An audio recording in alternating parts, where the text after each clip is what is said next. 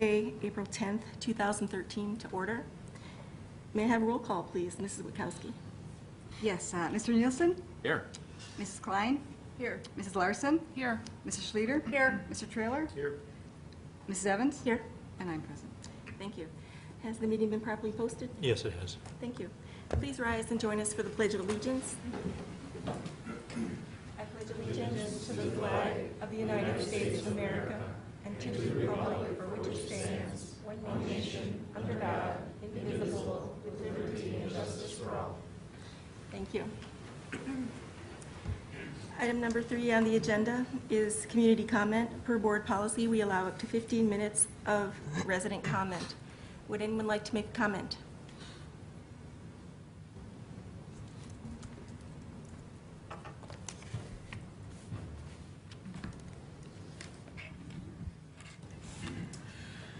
Randy Ritter, 7621 Mission Hills Drive. You've gotten plenty of comment already on the proposed change in post-employee or post-employment benefits, and you did take the action of requesting more plans. Not a bad thing to do, but it's not going to give you what you need.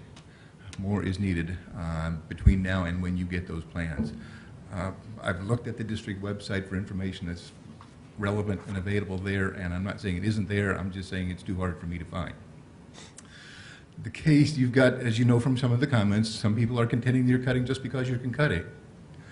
That's an argument that you need to address. I can't see that the evidence has been established. Now, apparently there's some actuarial study somewhere. The stated purpose of the need is to achieve long-term financial sustainability. Perfectly viable, an entirely worthy goal for you to meet, even a necessary goal for you to meet.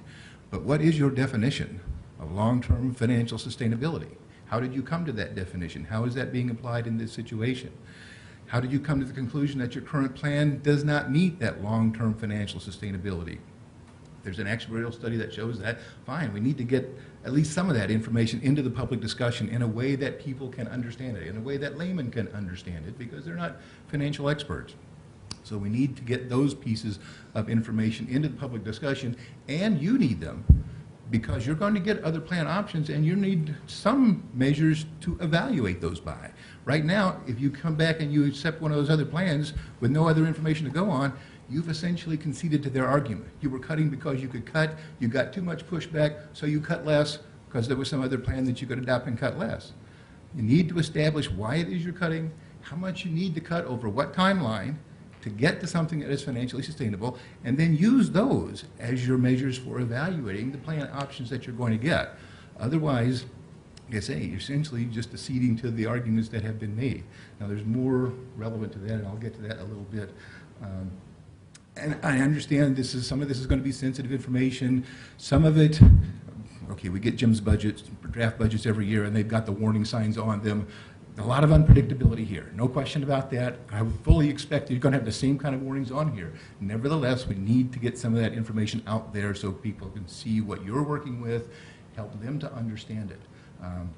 So please do as much as you can. Some of it may be sensitive, some of it you may want to discuss in closed session, whatever. I understand, you have needs and responsibilities in that regard, but please get as much into the public discussion as you can so people can understand why it is that you're doing, and you're not cutting just because you can.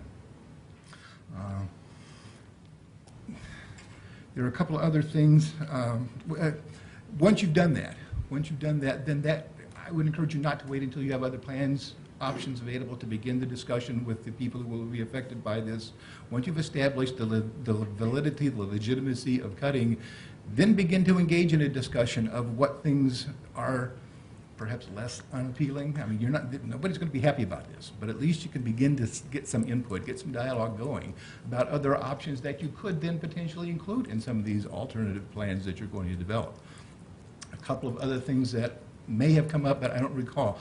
I don't know if this is going on in schools, but I do know of one large local employer who has exceptionally good post-employment benefit plans for generations and has funded them, and yet things have gotten so far out of hand that they are having to make limits in the future. One of the changes that they have announced is that for people who retire beyond a certain date, they will cap on a percentage per employee basis the amount of increase per year, and that the covered participant would then have to pick up the any increases above that. I don't know that I've heard that comment made. I don't know that that's included in your existing plan, but that might be another option to plug in.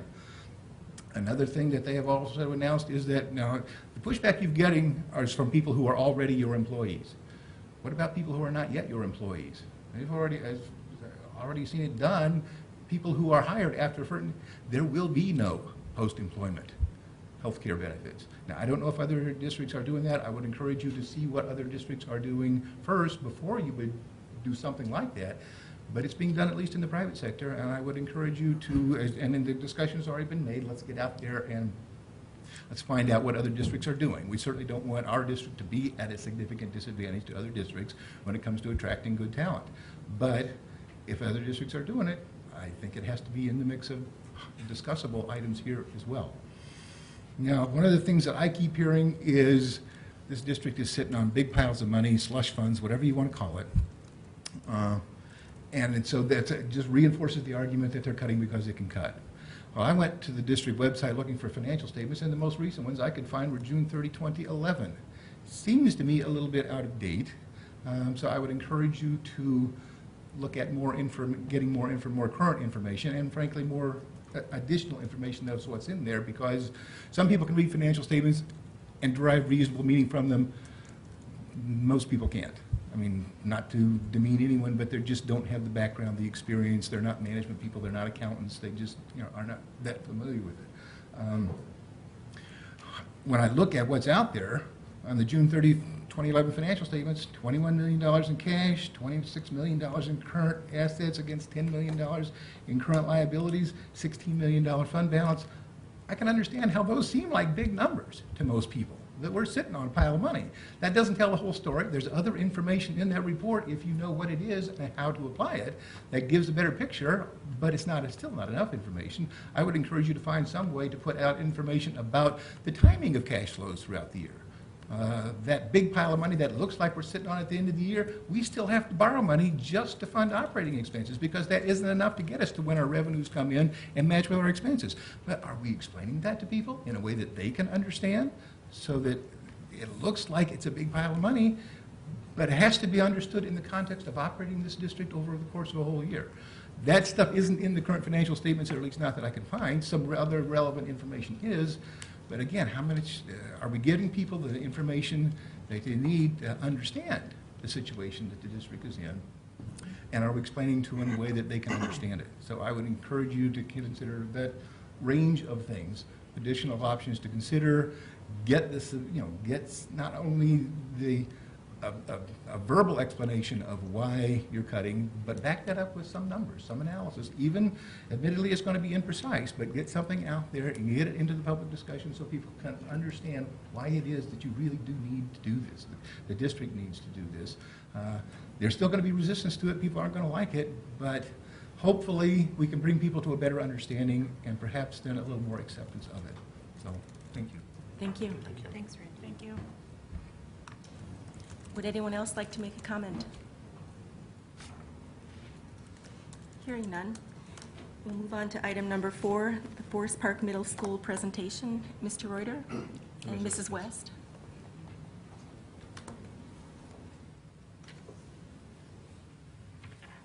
Good evening. Good evening. We're going to do some jacking around because really Mr. Reuter and I are just going to introduce Mr. Vogt and the students that are with us tonight to really make the presentation. But we wanted to give you a little bit of background. At Forest Park, when we did our middle school review about 4 years ago, we added a extra time in the day called Core Plus.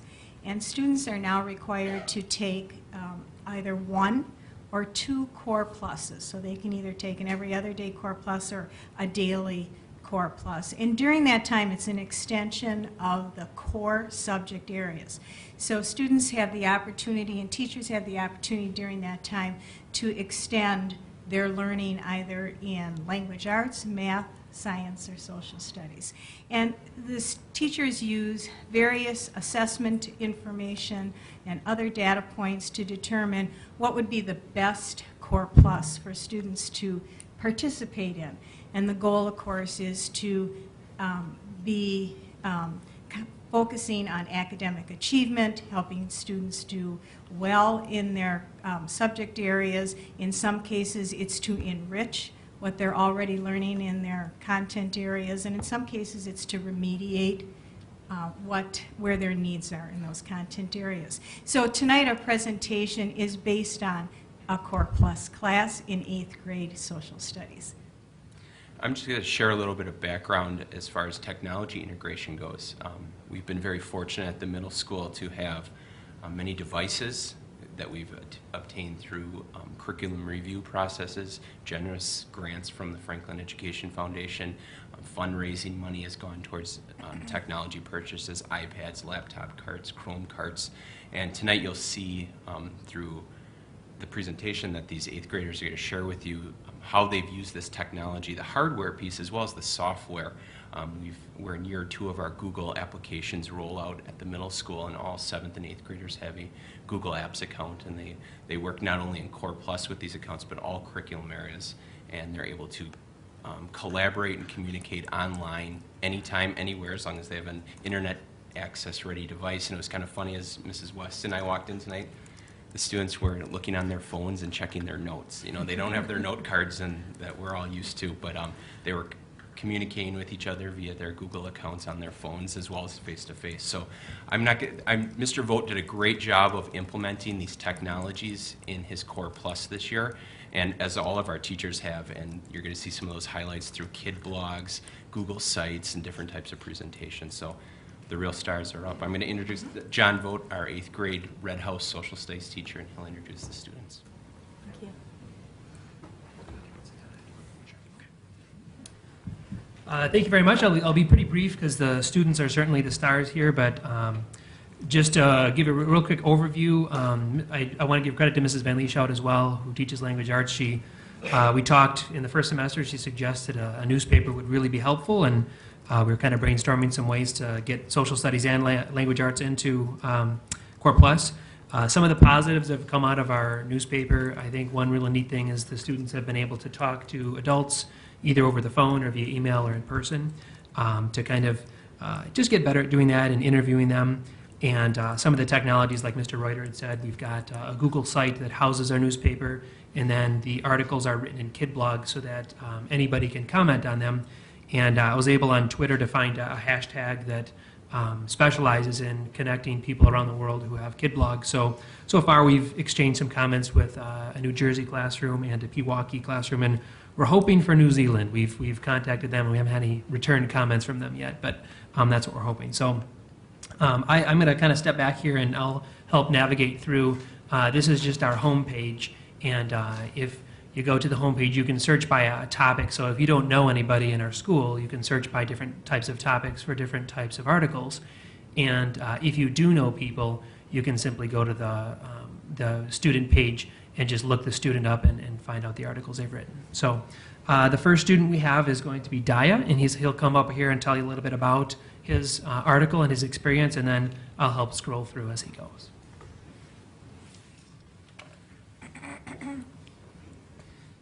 Hi, I'm Daya, and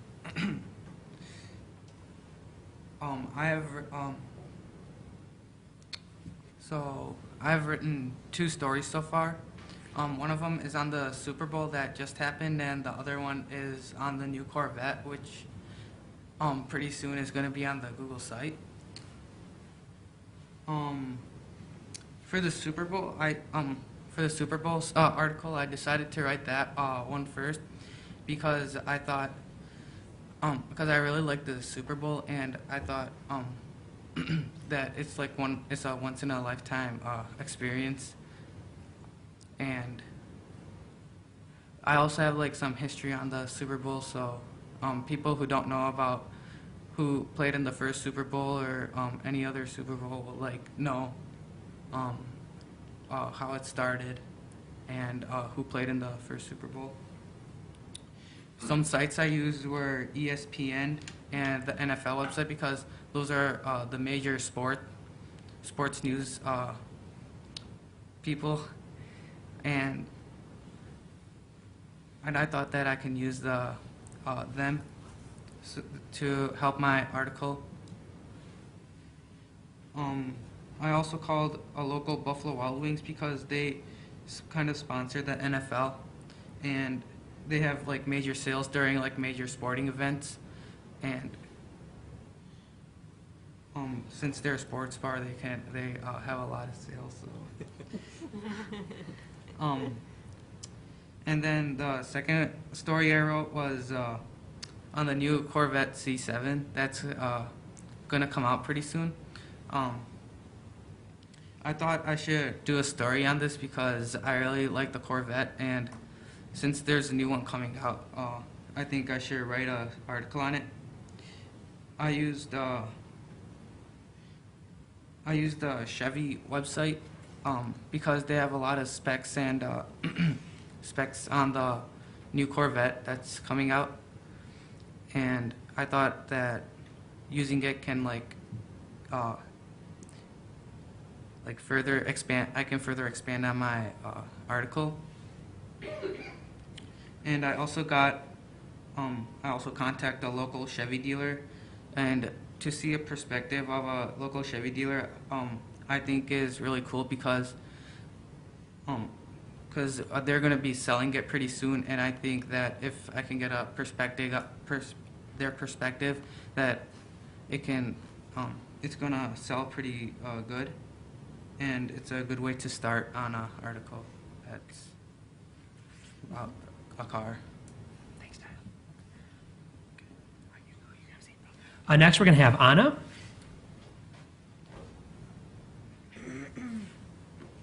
Hi, I'm Anna. I wrote an article kind of about apocalypse theories and the whole thing about the doomsday in 2012. And this is my Google site, kind of just tells you a little bit about me and what I like to do for fun. And I have a couple articles in the works just about to come out soon. It's about like the Fine Arts Fiesta and the local, the Rock Hill, the robbery there that happened. And the reason why I wrote the article on the apocalypse was because I really wanted to know why the world didn't really end.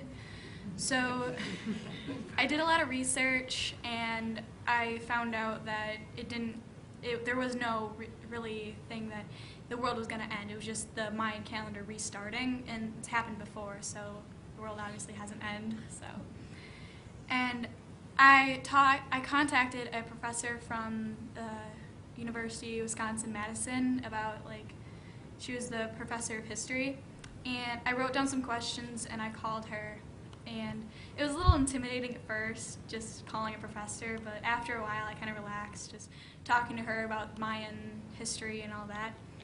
I took some notes and quotes that I could put into my article so it'd make it more realistic and kind of real, made it have evidence.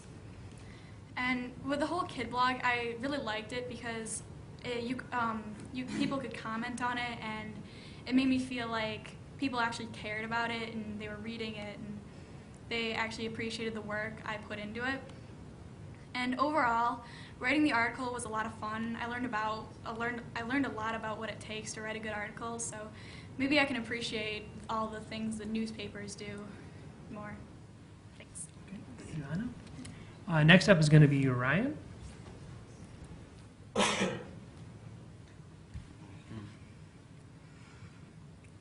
So, hello, I'm Ryan, and I wrote about something I like to do, and so I wrote about swimming and about how Michael Phelps got his AP Male Athlete of the Year award for the second time, and I compared him with Lance Armstrong, so you could see two athletes that went down the same road, sort of, but had different endings to go with it.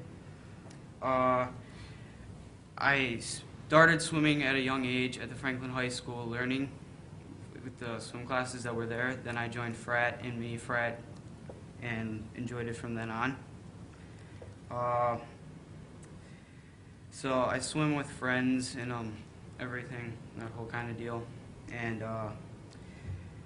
yeah, so I looked up to Michael Phelps, and ever since he retired, I think he deserved it, having the most gold medals and medals in Olympic history. And he definitely worked for it, and I also got quotes from doctors about what EPO and doping was, and did a lot of research towards learning about Lance Armstrong and Michael Phelps. So it was actually pretty fun doing a newspaper and learning how it works, because I know how to do it for future, just in case I want to take like a journalism class or something. I think it was a learning experience for everybody because nobody complained. Everybody liked it. And people commented, and it made everybody feel pretty happy to see people getting comments on their newspaper.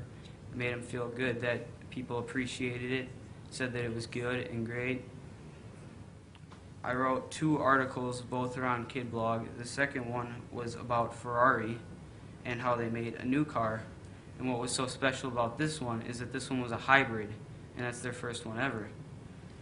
So I called a Ferrari dealership and spoke with one of the dealers and asked him a couple questions about why there's only 499 of the cars made. And he told me that it was because it was special edition and they were all made by hand.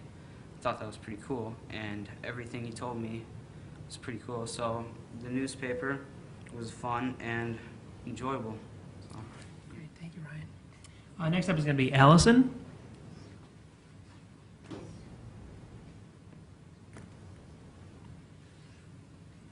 Hi, I'm Allison, and this is my Google site.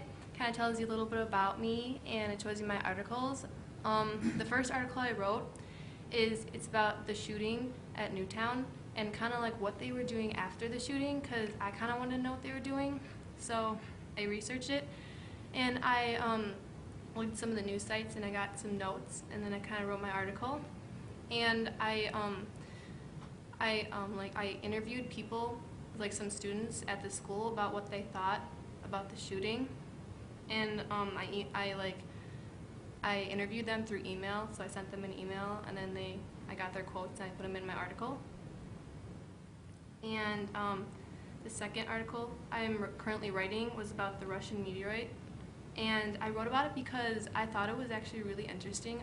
I saw it on the news and I really wanted to write about it, and I thought the students would also enjoy reading about it. And I did kind of the same process for my other article, and I contacted NASA. I called like their main number, and I got transferred a few times, but then, yeah, it was a very long process.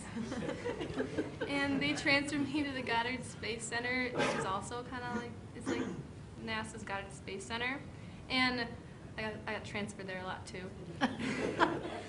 And then I finally got transferred to Ed Campion, the news chief, who I then asked a few questions, and then I got my quotes, which I'm currently putting in my article.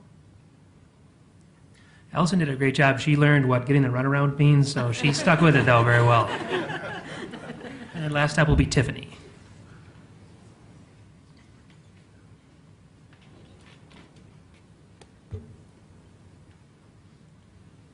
Hi, I'm Tiffany, and I wrote 2 articles, one on the new school policy and the other one on what teachers do on half days, and this is my Google site.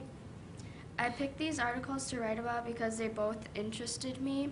I picked the first one because it was suggested by someone, and also because me and my friends were wondering why we had a new school policy.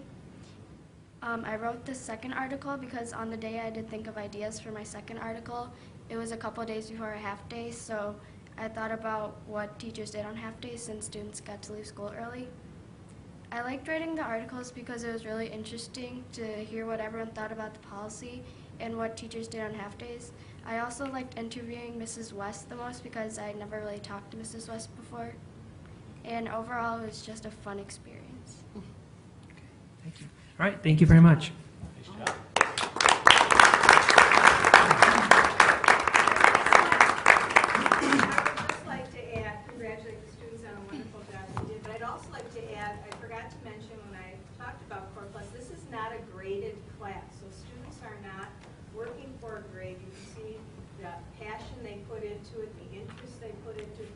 Determination and hard work they put into it, and they did that out of caring and being engaged in their academics. versus trying to push for the grade. So that's even more credit to them. And their Just a quick question. How many students are in the class in this Core Plus, John, in the newspaper? Between the two, almost 30, about 26, 27. I just wanted to ask, did you do a lot of editing, or how did you know you were done your article? I'm just kind of curious. Well, Mr. Vo would read it, and if there were like spelling mistakes or any like mistakes at all, he had to go back and change them all. And once he thought that it was okay, then we could publish it. There are a few drafts. What I picked up was each one of you said you were interested in the subject, and that's really important in writing. I thought that was a key element.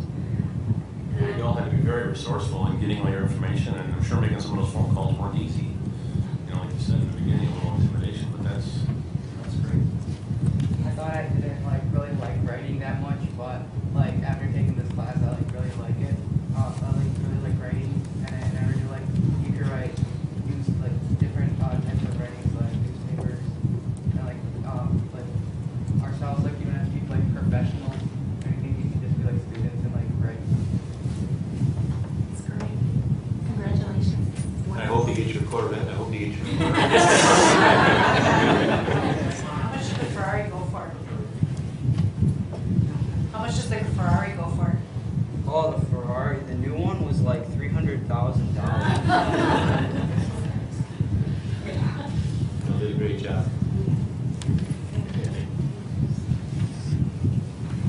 Item 5 is approval of the agenda. Do I hear a motion to approve the agenda? I'll make that motion. Motion by Mr. Nielsen. Is there a second? Second. Second by Mrs. Schluter.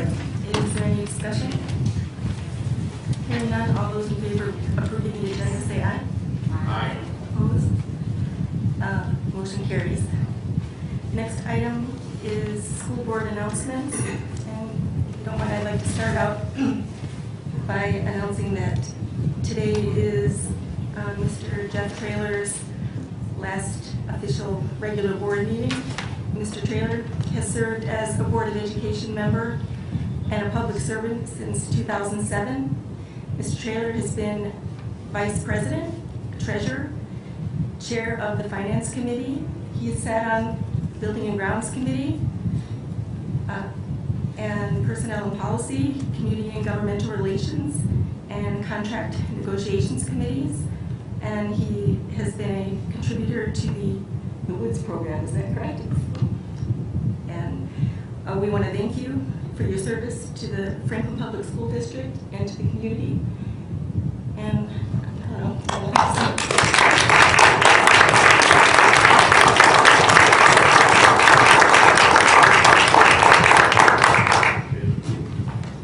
And I'd also like to congratulate Mrs. Larson and Mrs. Klein on their re-election, and congratulate Mr. Alan Alexandrovich for his election to the board.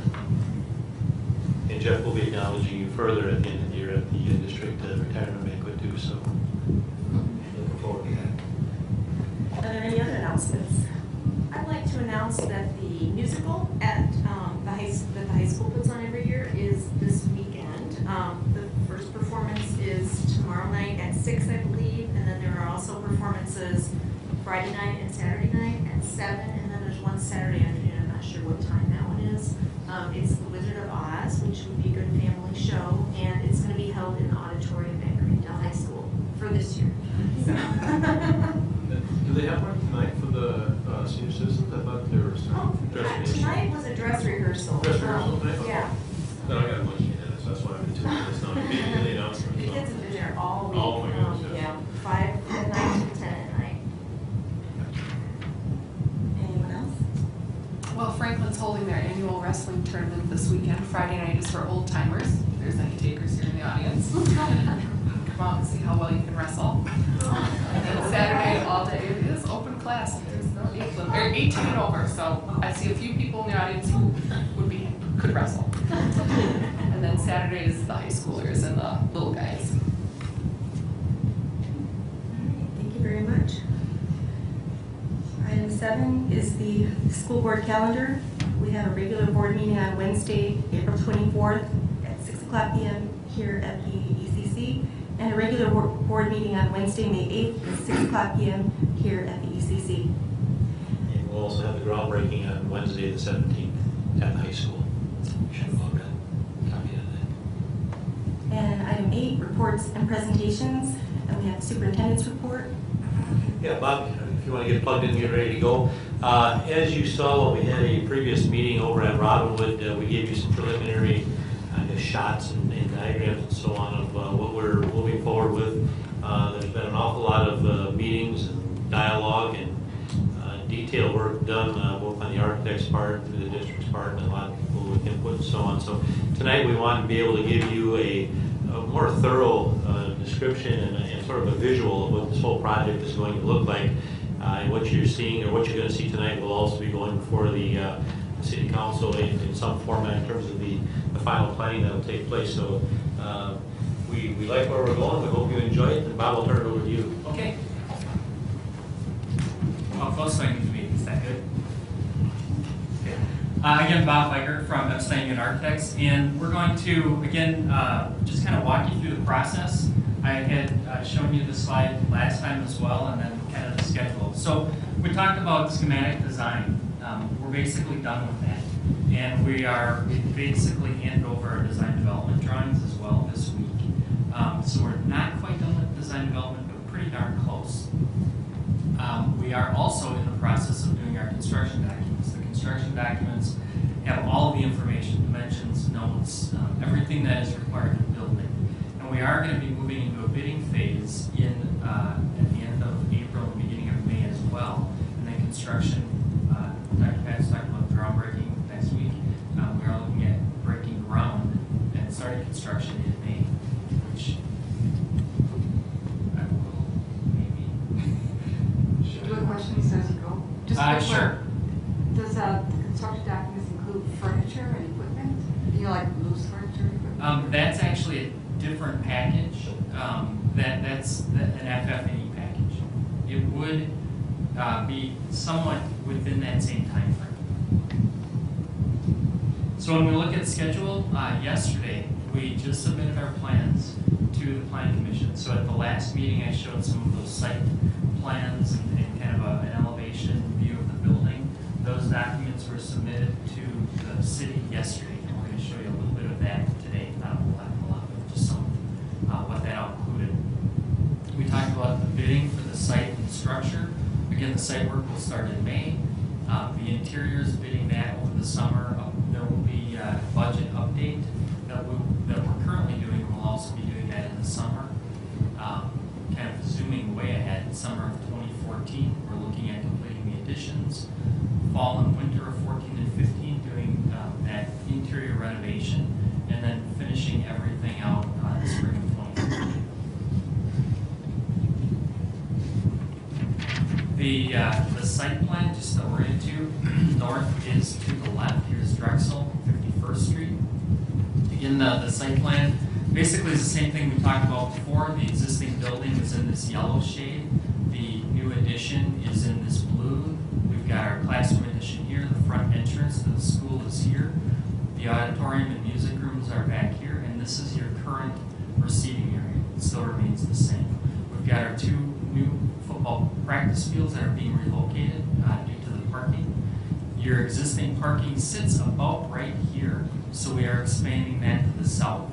We talked last time about potentially having some type of an entrance to the site off of 51st if you're heading north on 51st Street, so we have a right in at this point. That will help alleviate some of the traffic that you have right at the main entrance to the school here. And then you can see the tiered parking that we're expanding along the front of the school. Just a side note on that, Bob, we'll bring to the board later on the traffic flow pattern, because we will not be allowing anybody that drops off in the morning to come around the front of the building. That'll be a buses only route. And we'll go over that with you once we get it all diagrammed. And we anticipate that even after the first year, we might have to make some adjustments in that. But we're going to loop the traffic in and out of there in a little bit different way. Right. And then just to kind of zoom in a little bit on that particular plan, if you had any questions. I had mentioned the Plan Commission submittal. We are requesting a compromise, if you will, from the city on the number of plantings that we're adding to the site. Currently, we are adding almost 800 plants to the site, trees, shrubs, those types of things.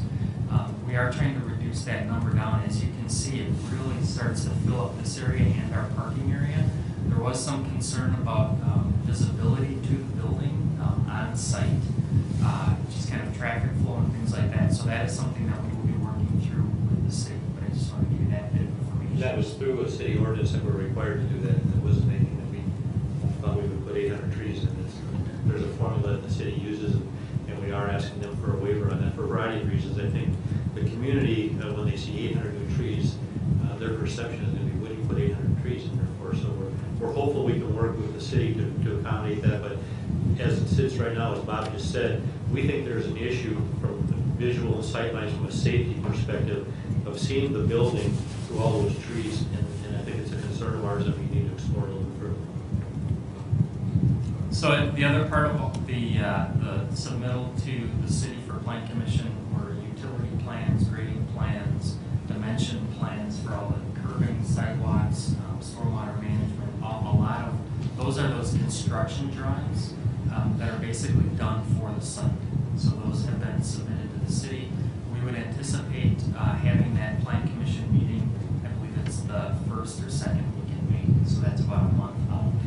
There's some review time that the city has to get comments back to make adjustments. One thing I noticed is that we have semis pull into the school now.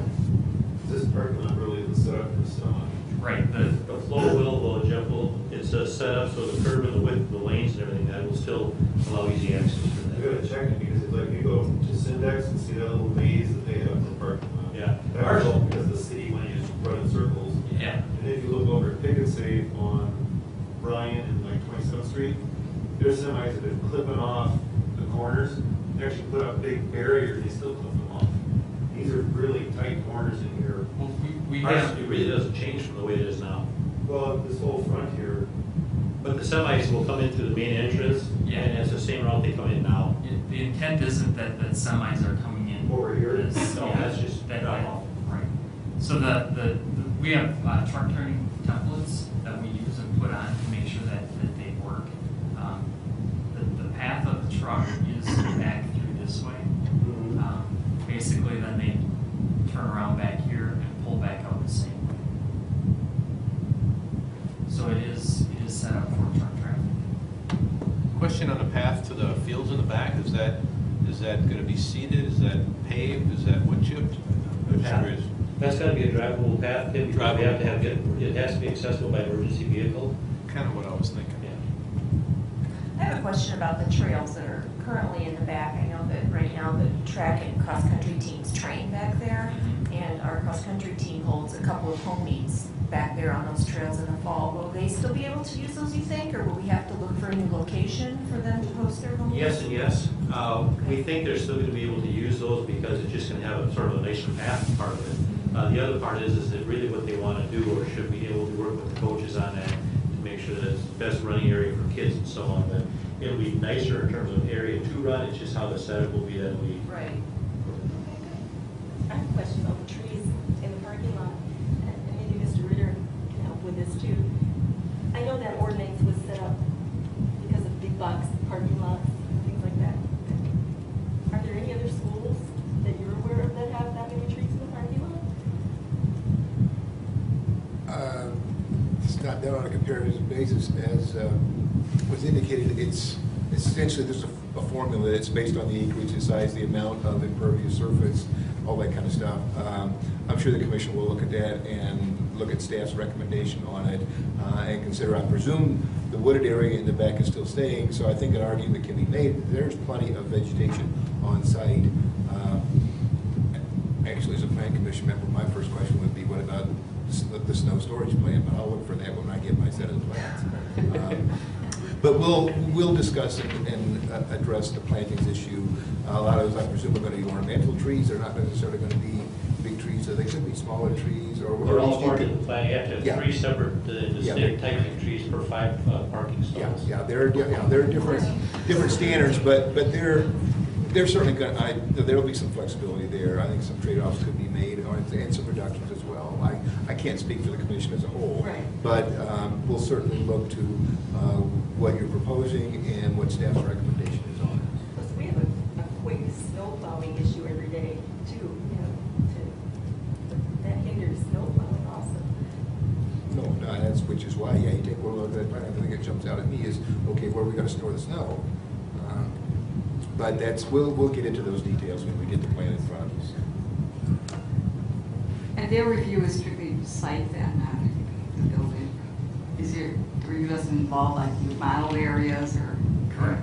It's just the site work that they were looking at? And the material for the building. The exterior? Right. Okay. Any other questions on the site? Otherwise, we're going to show you a little bit more of the building that we showed last time. So let me get out of this. With me tonight is also Chris Michaud from our office, who has been working with Eric Dufek, one of our designers as well, on the design of the building. So Chris is going to walk you through the images of the building. All right. I just wanted to sort of recap something we talked about a little bit last time when we gave the initial presentation of the building, which was some of the district's goals that they had for why you're seeing what you're seeing here today. What the building will do and what it has to do is be made out of durable materials that withstand the test of time. It needs to be energy efficient. The building needs to be a unique design for Franklin, and it needs to have 21st century learning spaces within it. Above and beyond all, the most pressing important value that we try to hold is that the building really had to take over a sense of transformation, both visually and functionally. So if you look at this aerial view, Actually, can you pull that microphone a little closer? Sure. Almost right up in your face, just so we can. Is this a little bit better? Yeah. Okay. The aerial view, you can tell easily the gray roofed area is the existing building, and the white roofed area is the new additions that we're proposing for it. As we look around the building, we can see the extent of that addition, even in this area here, which is currently existing building. We're proposing extensive renovation and really creating a heart to the school. This is proposed where we're demolishing the existing roof and raising the roof up to create a central common space. It's going to establish a new center to the school on the interior for everyone in the school. You also see the materiality of the building. One of the very important things that we had to balance here was, one, creating a transformation of the building, but also respecting the existing building and making sure that what we put forth was something which really worked well with the existing structure.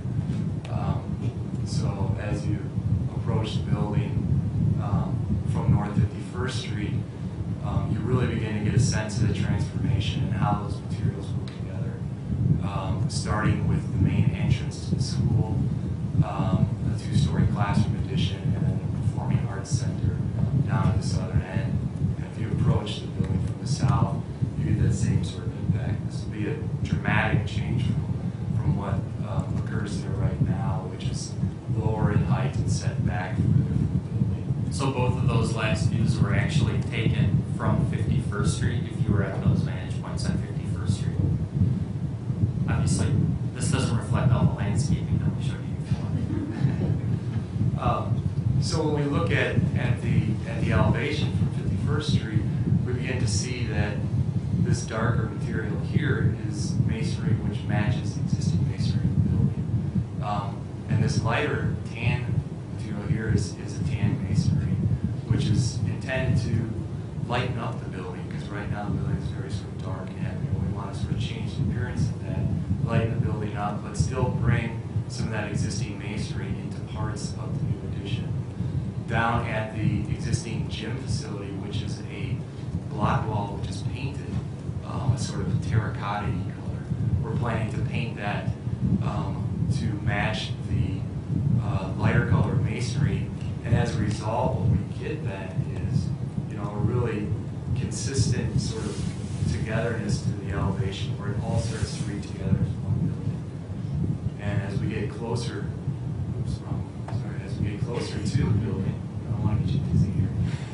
As we get closer to the building, we begin to really focus on that masonry and begin to try to see how the portions of that masonry get detailed and add another level of texture and finesse to the building elevation. Because we do have large expanses of surface, and we need to think about how to accommodate those. Some of the other things which you've probably noticed on the facade is the extensive use of glass. We are using glass extensively in two main areas, which allocate where the main entrances to the school and to the Performing Arts Center occur. To us, entries need to be distinct and easily recognizable to the public, and they have to have a certain importance about them. But also, the entrance needs to be something which is inviting, that it allows the public into the building visually and functionally, and it gives you that sort of invitation, that invites the community into the building. One of the most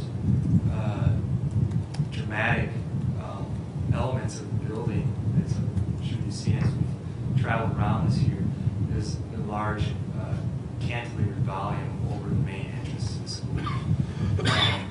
Functionally, it provides a nice covered entryway to the building for protection from the elements, but really marks the entrance to the building and really begins to establish almost a new identity for the building, or almost an icon. I can almost see an abstraction of this perspective on the school letterhead or the newsletters or even banners around the school.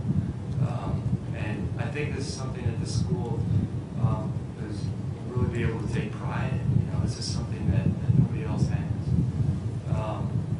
So when we look at what we're doing here, it really isn't just about adding space to the school. It's really about adding a new face to the school, both the physical wall face, and the space behind it, but also the space in front of the school. And that is going to be the new perceived front to the school for the community. And I think what we're providing here with all the new plaza and the exterior space is really going to be a welcoming environment and a great asset. That concludes it. So we've got this model. If you want us to look at a particular spot, we can zoom around. So if you have any other questions. I have a question. You have a lot of, those are concrete steps, correct, in the front? Correct. Is there any thought, Dr. Pence, students sitting and relaxing out in the front? What we're going to do about that? Yeah, we're going to, number one, it's going to have the natural ability for kids to sit on the concrete, but we'll be looking at over time. There are companies that make nice bench seating and those kinds of things out there when people come for a performance at the Performing Arts Center. The reason you see so many steps is there's a huge elevation change. And it allowed us, I think, to really take a look at adding a real distinction between levels of the different building. But it also, concrete steps, especially, Chris, go to the entrance to the Performing Arts Center. That whole area right there is really going to be a neat area to do a lot of things. I mean, we'll be taking class pictures out there, using it for different gatherings and so on. But it really is a, sort of significant entrance to the Performing Arts Center. And it also lends, right, if you're looking at the building from 51st Street, it's very, very appealing. So you're right, Janet. What we'll do is, even the planters are going to be, the type of planter kids can lean on the edge, sit on the edge, and those kinds of things. So, That view right there, Chris, it almost looks like there's a courtyard effect. Am I? Yeah. We call it a plaza. Well, it's not defined on the side. I mean, to the left there, to the very left edge of the screen, right there. This is the existing courtyard within the school. Okay. What's the square right That, to the right? It's next to the cap. Next to the cantilever, Chris. Yeah, what is that space about? Here. To the right. To the right. This here. Yeah. Where is it? This is a mechanical room.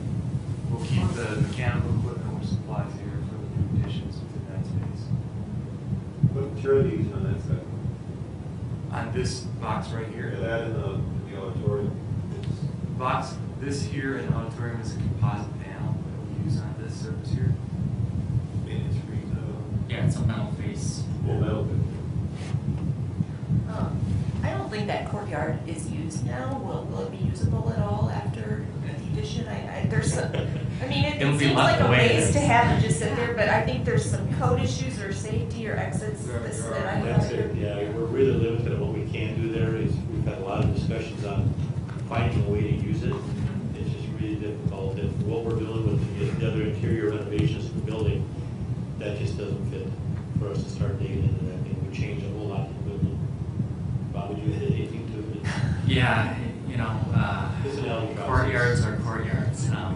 They're great because they allow all of these, if you filled it in, if you think about it, all these classrooms that are bordered here wouldn't have any daylight. Well, that's not nice either. So that's why you end up with these. Unfortunately, there is a huge grade change if you walk through the building. On this end, it's basically at grade. On this end, it's up 10 feet. So it drops. It doesn't show up necessarily in this elevation. I don't recall exactly where it starts to drop, but there's a significant grade change that happens there. Could you use it? There are, and I have to go back on the plan. I don't remember all the exits, but I believe there is an egress issue of just making sure you've got enough doors out of that space. And the doors that they need to swing differently. There's a lot of discussion there, but you could use it. For what? I'm not sure. Well, I think a long way class or something. Well, there's one over here at Forest Park too, I think, is that Well, there's several up there. That was, the only use I've heard from teachers in the school is that the math class goes out and calculates the volume of the space. That's right, yeah. I did hear about that. After the AP test in calculus, they do that. But I've seen them used for art displays, things like that. Oh, I had a thought a couple weeks ago. Will there be room for art displays in the foyer of the Performing Arts Center? Or, it can almost be like a gallery for fine arts as well as performing arts. Right, we are looking at incorporating display cases and things like that for art or whatever that may be. If there's something, being that is now by the music department. The new art area is right here in the existing music area. There are opportunities there as well. In fact, that's designed to be very visually open so that you can see what's happening internal, both from along that corridor now that's next to that multi-purpose room and from the main entrance, so you can kind of see through those spaces. Oh, okay. Yeah, I thought that would be the advantage of a performing arts center, that it had all the traffic flow, but if that's going to be more open, then that would address the issue also. it'll be both, plus we can have the availability of the cafeteria right there if we want to do an art show of any kind, like the Fiesta would be, Right. if that works, whatever. But I think when it's all done and you go into that building, you're going to not see what you expect. You're not going to see boxed classroom. You're going to see a very, very extremely different functional building for 21st century learning that is open and adaptable. I don't know what other adjectives we can use, but it's not going to be traditional schooling. I think it's going to be really enjoyable for the kids, and it's going to be a great learning atmosphere. I know the glass of the auditorium is in like a lobby or is it Yes, open? it's like a three-function space outside the auditorium. Will that tickets, concessions? Concessions will be primarily in the cafeteria area, so we get them out of the lobby area, because that creates a problem when you have concessions by the Performing Arts Center. Bathrooms? Yep. Yeah, there's restrooms there. Would that be? Yeah, it has its own restroom area back in this area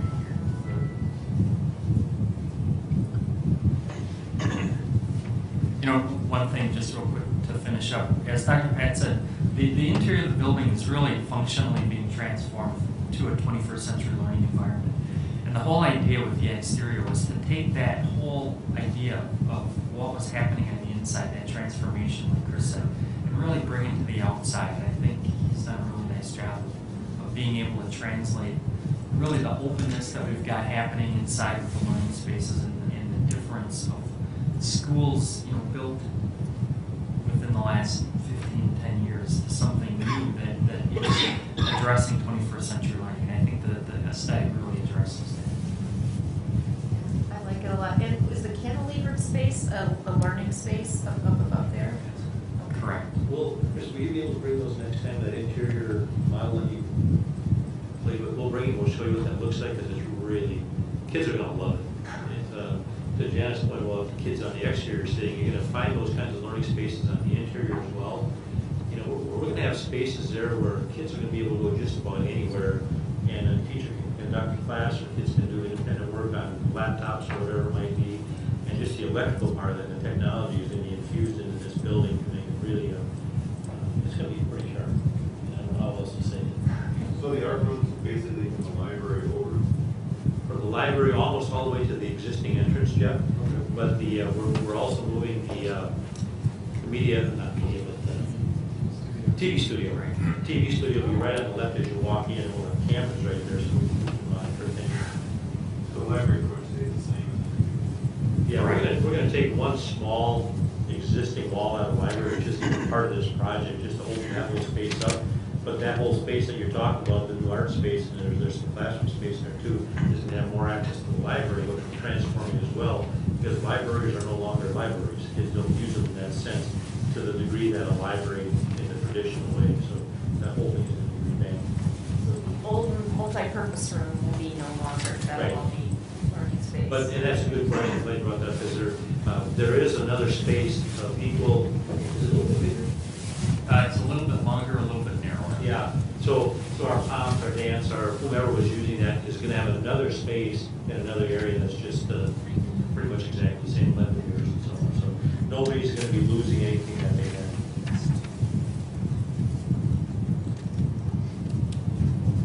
Any other questions? All right, well, thank you. Thank you. See you in a month.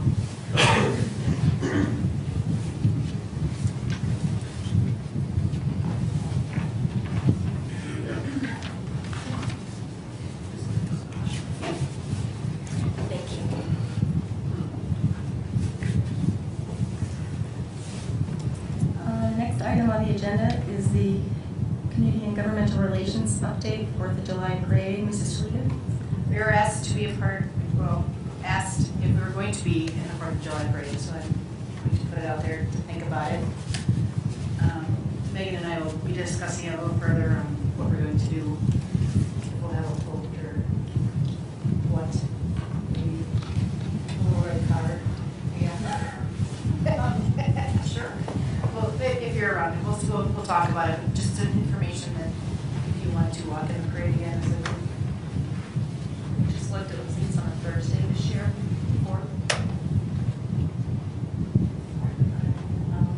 We can get matching shirts.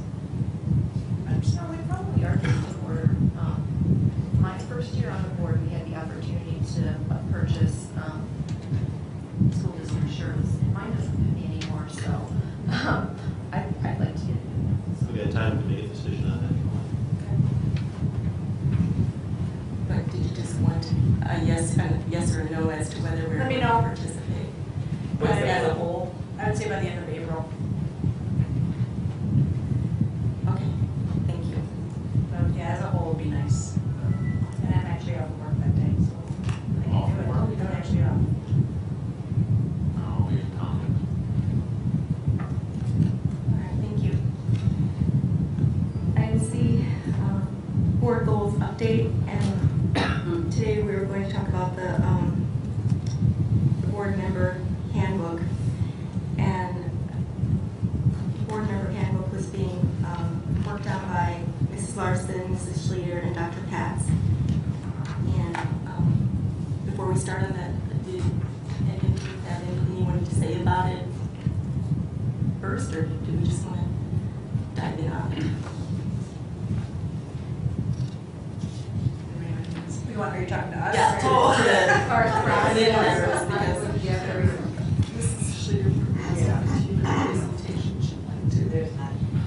because we took several other handbooks from around the area and other states.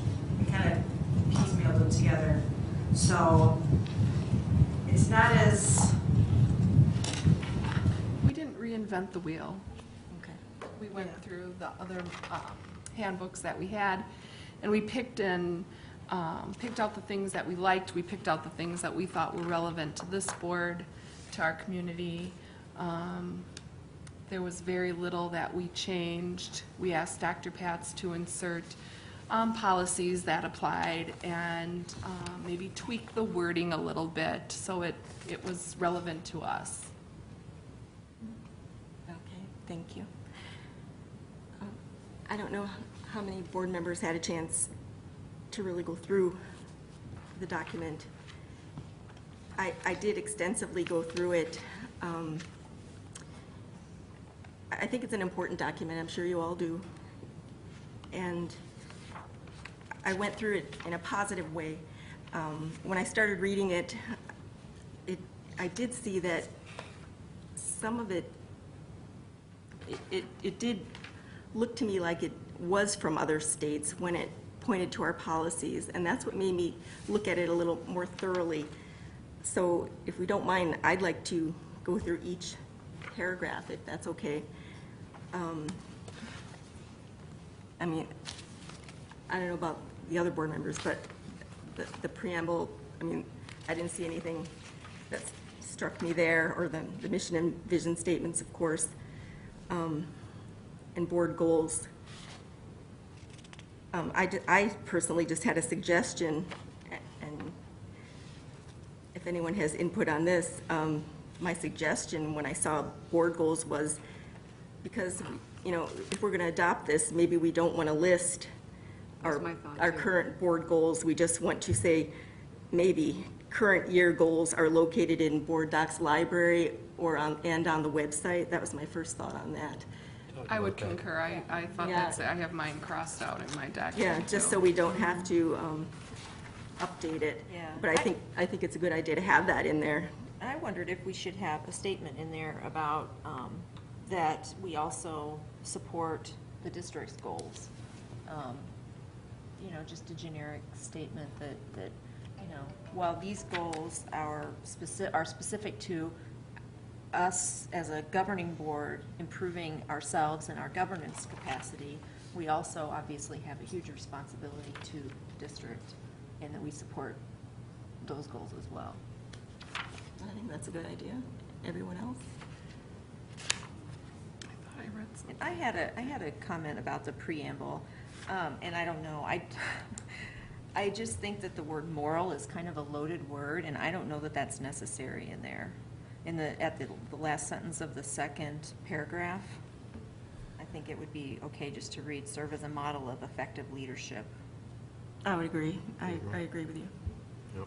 I would I think the more we can, this document can be written in the third person. I think there's some first person that slipped in here a little bit. I think Yes. that'd be something else to take a look at, that the more it can stay objective rather than things that may get into an opinion area that may, I think that would read better. And again, I like your idea about taking out the goals for the fact that the more we can make this document timeless, the easier it's going to be to have. Thank you. I appreciate how much work Oh, I went can into this. imagine. And I was thinking in my mind as I was reading it, wow, how helpful this would have been as a new board member. So I really appreciate what you guys have done. And I kind of wanted to speak with Mr. A over here too and see what he had to say about it, because I know he's read it and he's fresh. And this is a report, so you are allowed to give comments. Just to have everything in one place Yeah. like this is invaluable. How do we want to collaborate on suggestions and rewrites? I mean, is it something, because it'd be pretty daunting to go over this as a board of 7. I was hoping we'd get input prior to tonight that we could, be able to list it. So I think it would be very helpful to us to email us, your suggestions and so on. We'll work on putting them in blue and colored or whatever, so we know what the changes are, the proposed changes are, and then we could recreate the document, if you will, or modify it or whatever, because I think the board has to all unilaterally agree on the changes. It can't be just one person wants this, one person wants that. It has to be everybody being accepting of it. So it would be beneficial to us if you would just send us your comments and let us redo it, and we can bring it back next month. I think the committee could have some latitude on that, take the comments from the board and then decide which ones the committee may feel they want to present, rather than coming back with 4 different versions and choose from it. But I think we need to talk about them tonight, though, but I have all mine written down, so I'll write mine down and email them. But 5 core operating beliefs. Another thing I noticed about this, and because it is nationwide, but the National Association of School Boards, they aspire to the 5 core operating beliefs. So I mean, I think we all do as a board aspire to that. So I didn't, but the issue with that is it says reference board policy, board code of conduct, and that is not in our board code of conduct. And I don't think we can be referencing our code. We can't change our policy in this. If we're going to reflect our policy, we have to stick to our policy. So I think we need to, if we're going to reference our policy, we have to adhere to our policy in this. I guess I assumed that if it was referenced, it was in there. And it's not. Oh, I agree. If you're going to reference it, it should be. So we like the fact that that it's in the handbook, but just don't put in the reference? Is that what you're saying? Well, I think code of conduct, it's supposed to be looked at yearly anyway, so we can look at it again and add it, but. I guess I didn't really think a lot about it because I thought it's in the code of conduct. We must have discussed it. We're all in agreement. But I don't know that it needs to be in the code of conduct, and maybe it doesn't even need to be in here because it's just something that as school board members and that we are nationally associated with them, I think it's just, we have to make a decision. Do we want to add it to our policy or not? And that's just something to think about. But it is not in our code of conduct. I would suggest that, I think it's important to have in there in writing in a document. I think it has a lot of teeth and a lot of validity. If the feeling is that it's not in policy, you don't have to have it in policy unless you adopt the book as a policy. So it would be just as simple as taking out the reference to the board policy. And then we That's just just take my out the opinion. reference. Take out the reference. That's what my And- suggestion was. Yeah, because after that is the key work of school boards, and it's the same thing. We don't reference policy there, so. Okay, let me clarify then. So you're saying this, the 5 core operating beliefs are from the national, Yeah. and you're going to reference that then when we put those in here? Similar to what you did for the key work of school boards? If we're going to keep the beliefs, I'd prefer to reference the, We've had those beliefs as a district for a long time. Yeah. Those just weren't, I would agree. those have been in here for years and years So on our website and everything. We just just take, don't need to just list the take the reference. reference, that's all.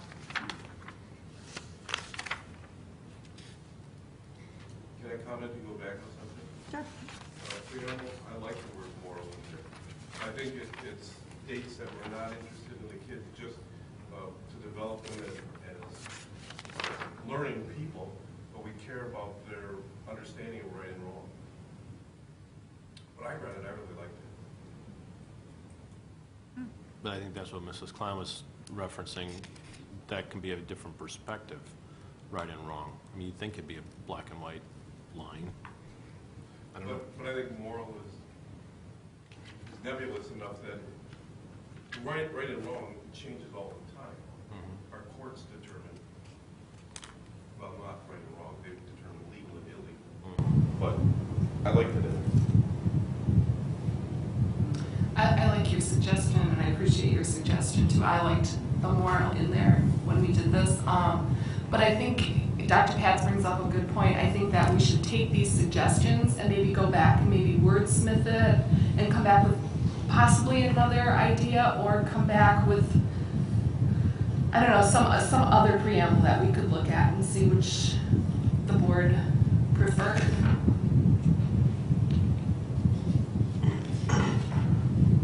Could we compare it with a few other ones that we've seen, or Sure. maybe just wordsmith it together?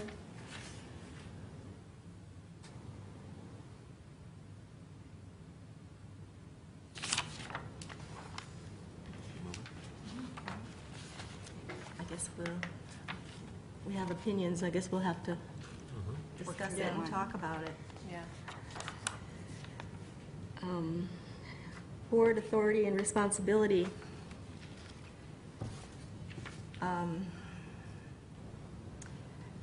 Again, referencing board policy.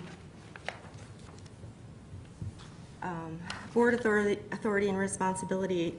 This statement is not in our policy, and specifically on page 5, the Board of Education functions not as a management responsible for the administration of the school district, but as Board of Directors.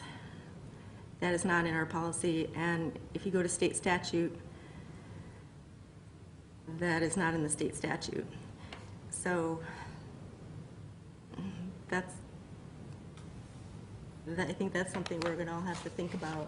Do you think the duties and powers should be as stated in the policy, or we could write out Well, the statute? Actually, the policy just really references state statute. But I think as you're coming in as a new school board member, I sat and looked through state statutes because of this. I think it would be nice to have the state statute in here, instead of having to go back and back and back and forth. So I understand that, but maybe it's to take out that reference part and put in the actual statute, what it means. One consideration you might want to make is you don't have to reference statute or policy on anything. This is a handbook. Right, exactly. It can be void of anything that you have in policy because policy speaks for itself. This is supposed to be a separate document for the benefit of board operations. As long as it doesn't contradict policy. Right. Then I would be fine with that. The problem with this paragraph, though, is we are management according to state statute. And this is saying we're not management, so. So it does contradict, is what you're saying? Yes, it Yeah, does. but were you talking about referencing statute or listing the part of the statute in Me? here that Me. Amy, she made a comment I would about? say, Because I can agree with what Dr. Pat said. We don't necessarily have to reference everything. no, I don't agree with that, but I'd but say if- maybe a The little. state statute little state definition statute, of, yeah, you just put it in there. exactly. I don't know how long it But would be. I don't very think- long. In the- Oh, it's very long? In the reference that Very was just long. made, I don't think if you read that sentence in its entirety, it doesn't refer to the board as management. It says the Board of Education functions not as management responsible for the administration of the school district. I think you can probably weigh that either way in terms of the context that it's put in. What it's basically saying is that the district, the Board of Education is not, does not manage the overall operations of the district. That's what that says. That's the way I interpreted it when I read it. And I remember when we got to that, that was one of the discussions we had. Well, just calling us a board of directors, I think that lessens what our responsibility is. I think we're much more than a board of directors. Would it help if this read, Board of Education functions not as management responsible for the day-to-day administration of the school district? That's a little bit more of what it's coming down to, because that's certainly not what we're doing. We're not in the day-to-day.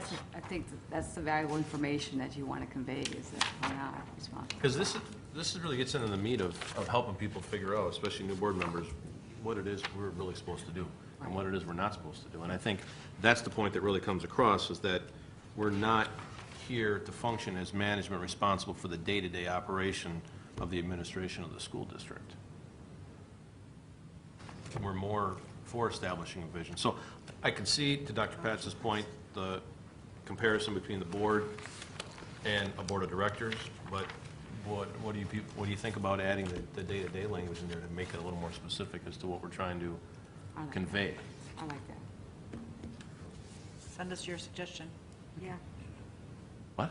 Send us your suggestion. Okay, thank you. Got it, Meg?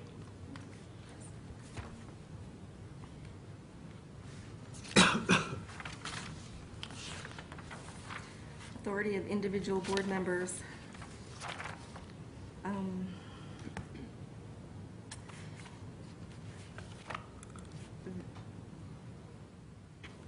When I was looking at this, actually, it really is recommended to read by the National School Board Association. Individual board members have no independent authority, period. And then the rest of the paragraph. I think that's taken care of with the word individual. But if you take off except when they are meeting as a board of education. Right. An individual board member doesn't have authority except when they are part of a meeting called by the entire Board of Education.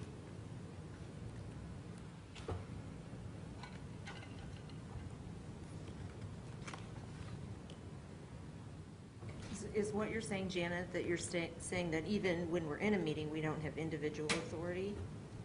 That only the board as a No. whole has authority?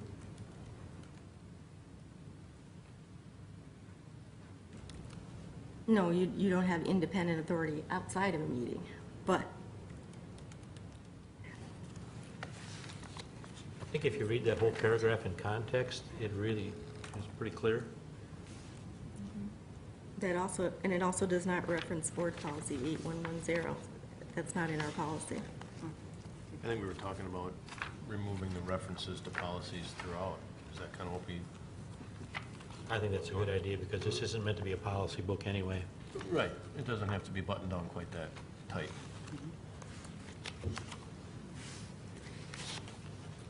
One thing that I thought of as I was reading this paragraph, and I'm not sure if this would be the best place for it, or if it would be more later on in the document when we talk about, when we talk about board meetings, is I think, at least myself, that when I was a new board member, I remember not, having to seek out information to understand things about open meeting laws and avoiding walking quorums, and I think some of that kind of content could be really useful for a new board member. I don't know where you pull that from, but I see you nodding your head, Amy. Are you agree I with agree. that? Okay. Because we went to in July, we went to La Crosse, and that's where I learned it. Yeah. I mean, they had, the legalities of things, and That was a new concept for me, and I didn't even, know that until I became a board member. That's all located in one big document on the Department of Justice site. Right. I didn't know to look. But as a new person, you Yeah, don't you know don't know about that, so. Then we'd have to synthesize that down.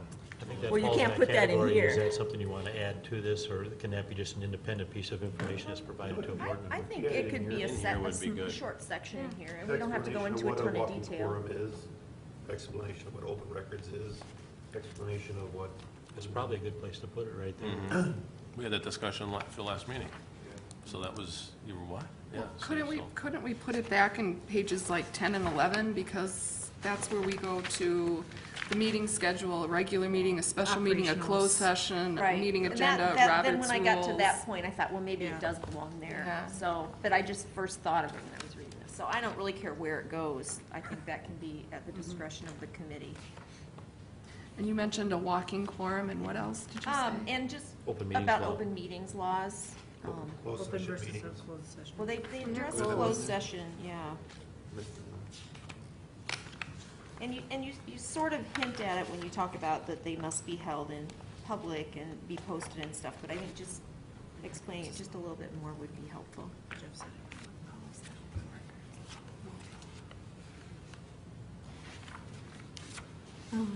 Under, anything else on that? Under board liaisons,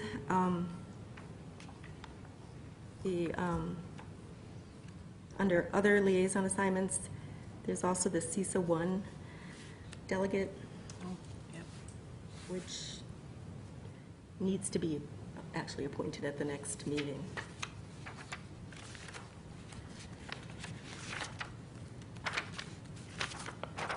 I was just wondering if we shouldn't take out the one member for each city of Franklin alderman as a liaison. That sort of seemed like it was a bust this year. So I don't know if we want to put that in there and have someone expect that they're going to have to do that. It was tied to a board goal more than it was a, Yeah, not that we couldn't repeat the goal, but does need to be it's here. still a goal, but Yeah. not, it's not a standard practice that we.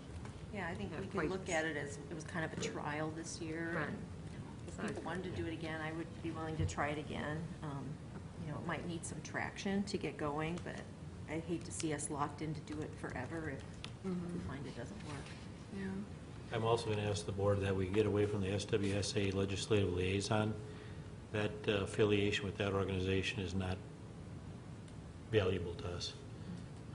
We get all the information before. We pay money to that for a lobbyist, and we get an email from the lobbyist usually a day after we've already read about it from the state. And so more and more districts are dropping out of that organization.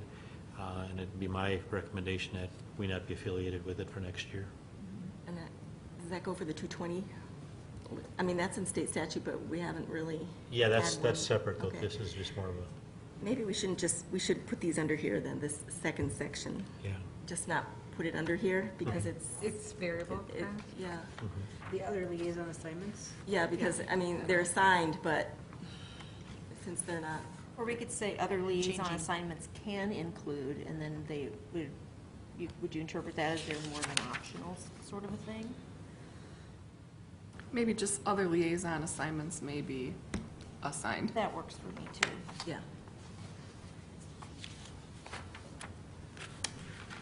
While we're talking about, this might be a good time to bring up one of the board assignments, which is the board member on the Franklin Educational Association.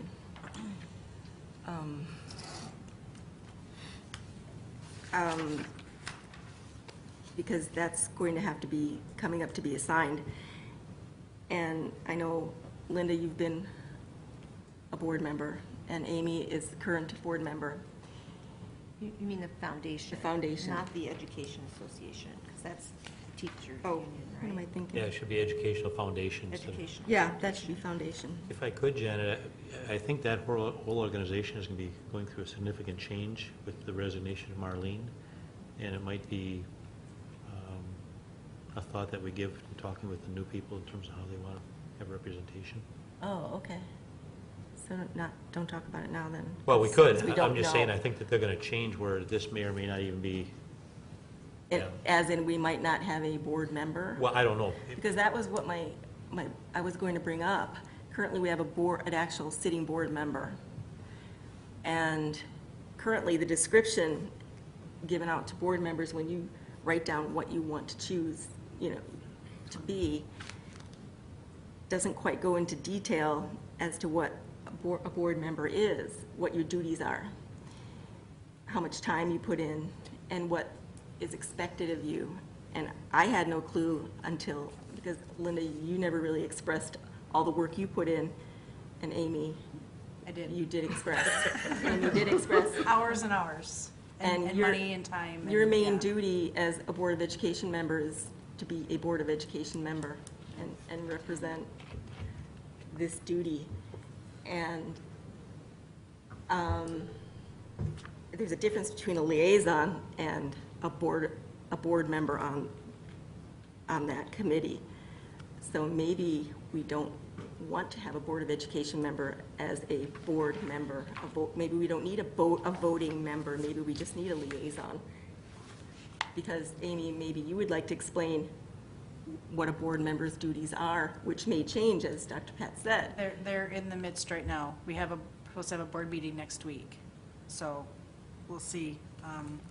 Well, and I think they have to better define what the expectation is of a board member sitting on their committee. Yeah, and they assign you to one of their fundraiser, type events, auctions, or, whatever. And I was assigned to the auction, and I would, every Wednesday for 2 hours, every Wednesday morning for 2.5 months, using, time off of work and whatever. And then I'd had to paint sticks and buy supplies. And it was a lot of work and a lot of time, and I didn't realize it was that much. I have no problem volunteering my time, but when I have to use 40 hours of my own vacation time for this, that was a lot. And they expected you to be there. So, Well, a year ago, we asked to actually get a report from them. I know. We never got. Right. I know.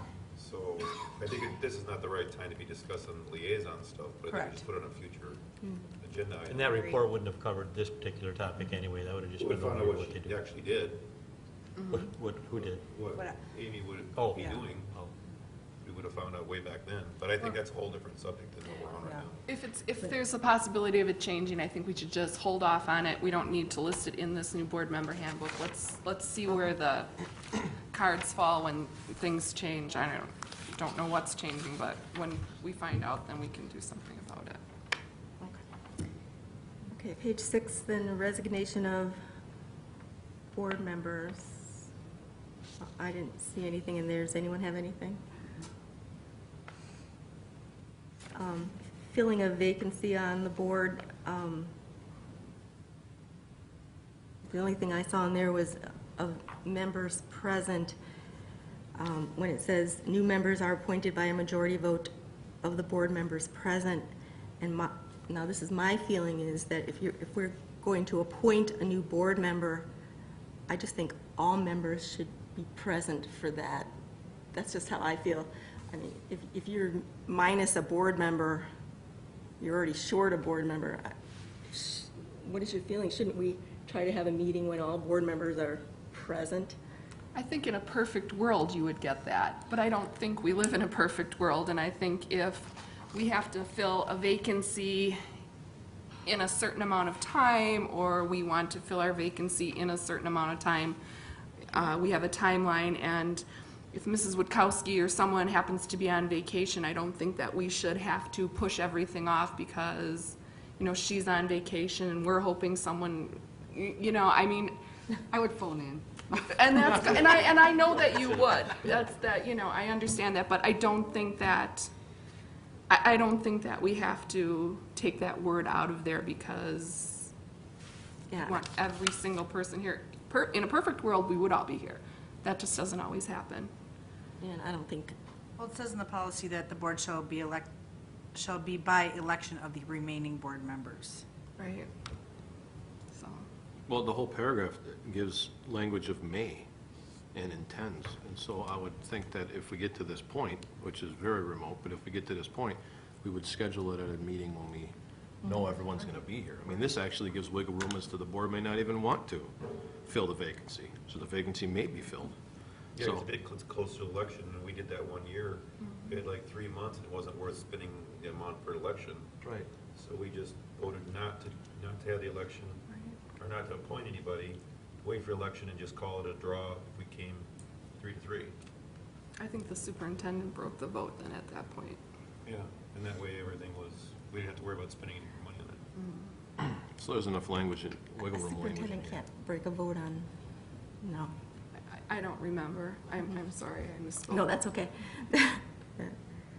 But I think, in this case, Amy, you read the policy, but I just think that members present isn't right. I don't think you could phone in on that either. Members present would like that. include someone who's phoned in, that there's no Yeah. distinction between a member present. You Well- have to have a voice and a direct connection to the board. So that's not an issue. Okay. Conflict of interest. This was just a crazy paragraph, a crazy section to me. I mean, it just. Because of all the he, she's, and his and Yeah, hers. it just- I thought that made it difficult to read also, but I don't have a problem with the content.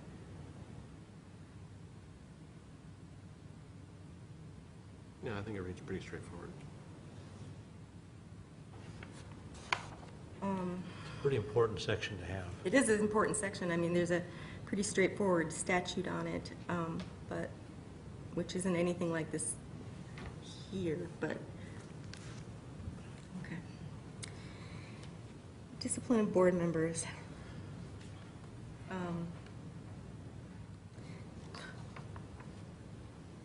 Well, was there something you were going to say about conflict of interest? Me? Yeah. No. Oh, okay. No, not at all. Was the he, she because you got it from some other place? Because we don't do he, she. No, I just think that because we have he's and she's on the board. Hers. It's politically correct. Yeah. Are we consistent in all the other places, though? We only have that. Oh. I see. Under discipline of board members, there is a Wisconsin State Statute 17.13 that says board members may be removed from office for, quote, just cause. It doesn't say anything about a privilege or a right or anything like that.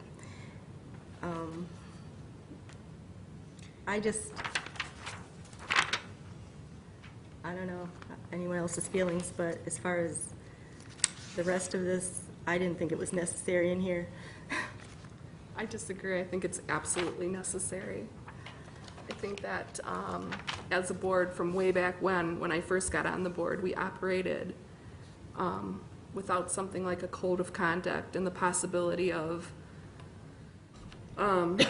the ability to discipline a fellow board member if the entire board did feel that the board member was violating a code of conduct or professionalism as a whole. And I would also disagree with you that being on a school board, in my mind, is a privilege. It is not my right to be here. It is my privilege.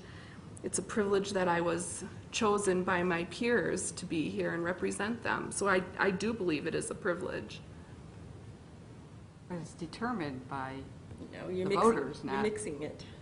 not the members of the board. It's the voters that have determined No, whether you can. I understand, but what I'm saying is you said that being a board member is not a privilege, or you don't think it's a privilege, or it's not a right, or... No, I was talking then I about officer. misunderstood. That privilege part is in the officer part, and Exactly. I said, you may be removed for just cause. I said that has nothing to do with in state statute about a privilege or a right. There is something that says you may be removed for just cause. There is a statute, but. And again, the reference to our code of conduct, there is nothing in our code of conduct which we say we're going to remove, but. So do you not like the word officer? Do you think that should just be board member? Is that? No, I don't have any problem with that. They're different. I don't have any problem with that. I'm just saying, I just think it's too wordy and with the privilege and not a right. I just say when there is a state statute that says a board officer may be removed for just cause, according to state statute. That's what it is. It makes it more straightforward than. I think this is the paragraph that hit me first about taking out opinion and writing it in the third person. When I look at actually the next page, which is the last sentence of that paragraph, talks about vote, talks about a censure vote is an expression of disapproval concerning an individual member of the board. I have an issue with that, but the ending of that says, and hopefully will be used rarely, if at all. It was just little stuff like that. And look, I want to reiterate what Melissa said. You guys put a lot of work into this, and this isn't a shred session. Whenever you get into a rewrite and editing, it comes across that way, and so I want to make that point clear. But I think do like that wouldn't be I like necessary. that. Yeah, I agree. I do like that. That So- you would take that I'll out. agree with that. I kind of had marked up that last sentence too, Tim, and I put, here's just my own wordsmithing, but an expression of disapproval concerning the actions of an individual member by the board and should be used as a last resort. But, I mean, that doesn't have, I agree, we just keep it a Keep it little bit more factual. factual. Here's what a censure is. Here's when it would be used. Right. It's a expression of disapproval concerning an individual member of the board. Yeah, and I think you could go as far as to say concerning the actions of an individual member. It doesn't Sure. mean they're a bad person. It means that the other board members don't approve of what that What they person did. is doing. Absolutely. Or did. So again, I'll be sure to send you any of all the suggestions. Sounds good. Page 7, board member orientation. I thought this is just a real important part of this document, and when I read this, I didn't think it focused enough on the actual orientation of a very new board member, upon their election. I thought it focused too much on someone who isn't elected yet. First of all, if you look at the second sentence in the first paragraph, once a list of candidates is finalized, I didn't think that was applicable in here, if you just struck that part of the sentence.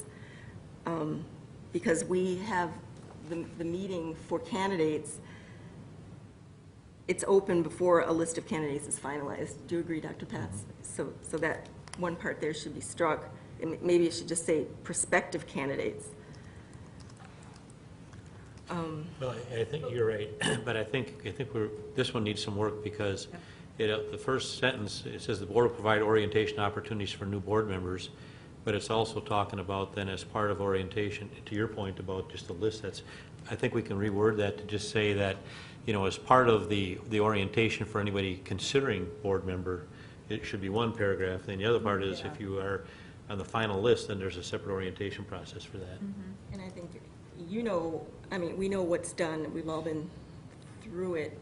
Maybe we can list what happens once the board member is elected, what they go through, and maybe we've all got some new suggestions as to. Well, I think the biggest one is meeting with the president and the superintendent, bam, right off. Yep. And then maybe a tour of the schools, and maybe, simple things like that. Even here. Yeah. It could be a little more specific. And meeting with all the directors and, list all that, because that's the most important stuff. And I would suggest that it be made to be more of an expectation of a new board member. Yes. That you don't pick and choose whether you want to. This is too important.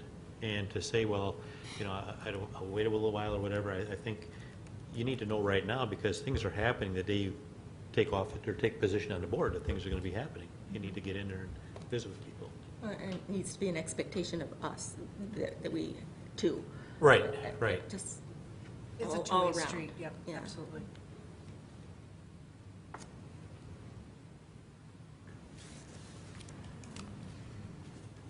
Professional development. The only thing I saw as a suggestion was second paragraph, maybe where it says National School Board Conventions, maybe adding national and state. State and national. Yeah, but otherwise it looked great. I had a question here. In the last paragraph, board members are also expected to read the same professional articles that are utilized by school administrators. I'm just curious as to what exactly that refers to. Are those just articles that we share with each other occasionally, or? Well, yeah, I think that's a topic that needs to be part of a retreat, because I've delivered many articles over the past, and I think they've fallen dead. And so I think we need to say, if we're going to do that, then let's make sure it has some value. And that we discuss it here at a meeting or wherever it might be. Like when we did the book review. Yeah. Those pamphlets we used to get used to give us pamphlets, little beige colored pamphlets. Did you add this in here, or was that part that came from somewhere else, that last paragraph? That, I believe, came from somewhere else. The only thing that jumped out at me when I read that, I was right on board with you, is that's a pretty tall order. When it talks about read the same professional articles that are utilized by school administrators, I mean, clearly we're not going to read all the same. I don't expect You're to be looking an at me HR, like you so, absolutely are correct. yeah, absolutely So, not. but I think to your, what, I'm sorry? I guess I don't think I'm gonna be a curricular, I'm not gonna be a Right, curriculum. yeah, so, but I mean, agree if they with bring what- us stuff, Mhm. I when guess they I- send us stuff that Judy's been sending and whatever with, the retirements, we should read that. I think that's, right, if we can make some kind of distinction about that, the handouts that Dr. Pat said, whatever, else, I'm on board with that, but the way it's written is. Right. I think the way that Okay, this is written, it could be we are encouraged to read those articles, but we That's are what I was gonna say. expected to read our board packets and come to meetings Oh, that's a prepared. given. And we don't Yeah. say that anywhere in here, and that is probably something that we should mention. Under professional development? No, probably not. But I don't know where. But back to your point, I think. The meeting. Would you feel that it would be appropriate to say board members are encouraged to exchange, Yeah. are encouraged to share and exchange professional articles? Right. Yeah, I think Yeah, I like that's that. perfectly reasonable. Under the National School Board Convention attendance, we have a practice of who is eligible for that. Do you want to put that in here? Or That's policy. is it? I'm sorry, what did you say? I didn't It's hear in what the you said. policy. Is it in policy? Oh, Who's eligible for the national school board? Oh, is it? yeah, that's in policy. Fine. Is anybody going this year? Sorry, that's off topic. Okay, board officers. It's pretty straightforward. Superintendent's responsibilities. Yeah. One thing that I thought we should mention, and I wasn't, I gave it a little bit of thought, but I couldn't come up with a great way to mention it, is one important thing that the superintendent does is make recommendations to the board. And I just didn't see that listed in any of these any of this verbiage, so I thought maybe there might be a way to incorporate that. Well, I found, first of all, according to state statute, the superintendent is not a member of the school board, but serves as the professional educational advisor to the board. Is that what you're saying? Professional educational advisor? That part is not in statute, but statute, it is, the superintendent is not a member of the school Advising and making board. recommendations, you could argue that's the same thing. Would you agree you're a professional educational advisor to the board? Yeah, I would. I think this is only there so that board members recognize that there's a delineation between board member responsibilities and superintendent responsibilities. I think that's the sole purpose for that being there. Right, yeah, this isn't As intended far to be as a job description for breaking it you into or- detail to Right. those kinds of things is Right. sort of a given. And then my other comment was that last sentence. I think, I don't necessarily have a problem with that being there, but I think if we keep that there, we need to make it clear that it's a non-voting eighth member. I don't even know if we want to give that No. impression. Okay. That would be my. That might just confuse Maybe we things. don't need that last sentence at all. No? Maybe we don't need the last sentence. What is it really? Add? I mean, I think you can dovetail in the working relationship of the board with some of the comments you made It's one of before, those kind but of not so much the considered eighth member, Just take it out. I just take it out. so.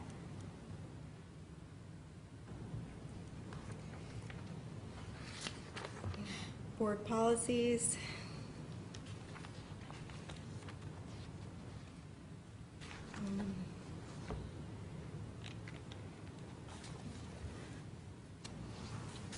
WASB always tells us one of the board's primary roles is the establishment of policy.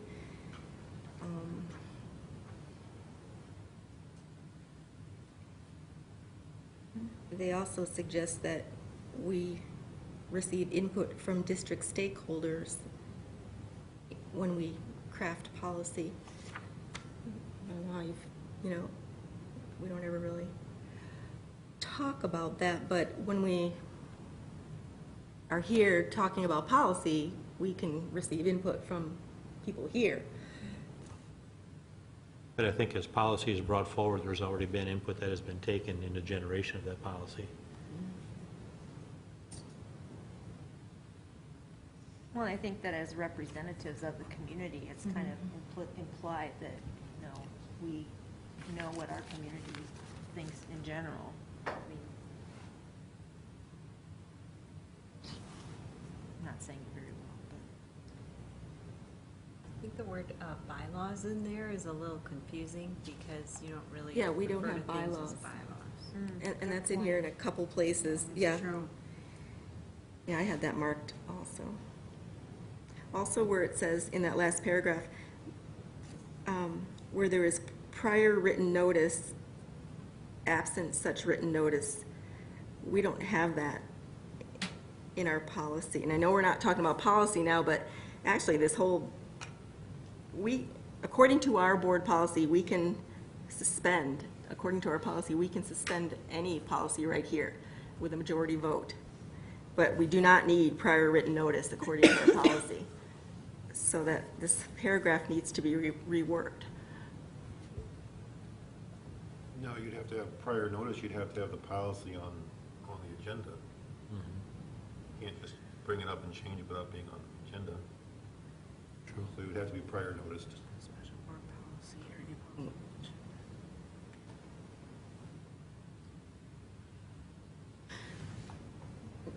Well, what I'm saying is according to, well, then this is a very vague paragraph, because right now, if we wanted to, we have all our policies. If we wanted to suspend a policy right now in order to do something here, the board could do that. With 2/3 vote. Not without being on the agenda. I think you can. No, I mean, let's think of a policy. If there's a policy related to the discussion topic, that policy can be voted on to be Right. amended, suspended, whatever it might be. Right, to the topic on But the if you're agenda. just if we were talking about athletics, or the policy that we were reading through this and we thought, we should talk about athletics too, and that came up. You couldn't No, do that, to Jeff's point. Right, I think that whole last paragraph is a little bit confusing. it is. I think we can reword that.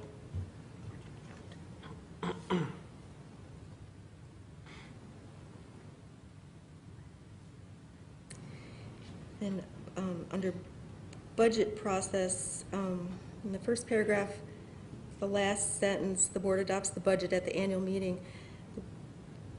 Mr. Milzer, actually, the board certifies the levy at the annual meeting, but we adopt our budget in October, correct? Our final budget? Right, the board adopts the draft budget in June. June. The community votes on the tax levy at the annual meeting, and then the board adopts the final budget in October. So that just needs to be tweaked. Okay. I don't know how you want to tweak it, but. Yeah, be that straightforward, would be good, just like you said. Yeah.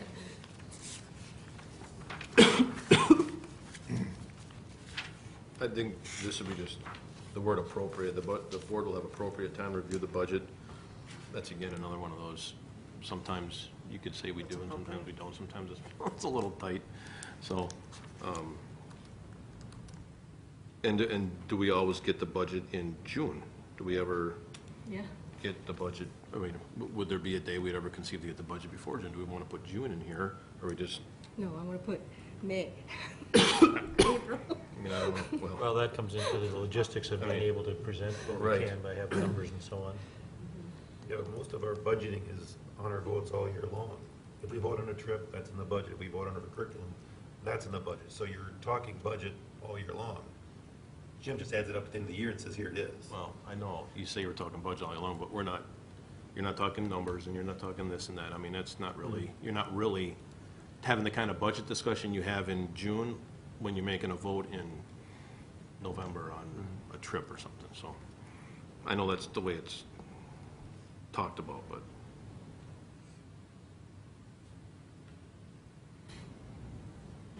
Page 9.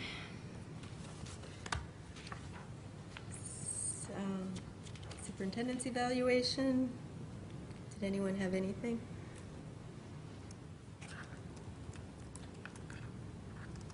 The policy reference is correct? We're going to take all They're of them. taken out. Taken Okay. out. All of them are coming. All right, well, But yeah. I was correct. And board self-evaluation. I wondered if we might want to add a statement about the board self-evaluation. It's recommended that you use that as a basis for determining goals for the following year. That's a good idea.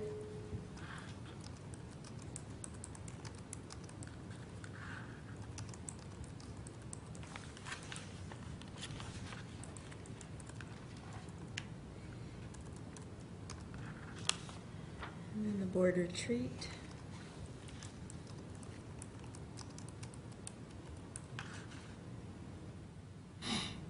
And board members visiting schools.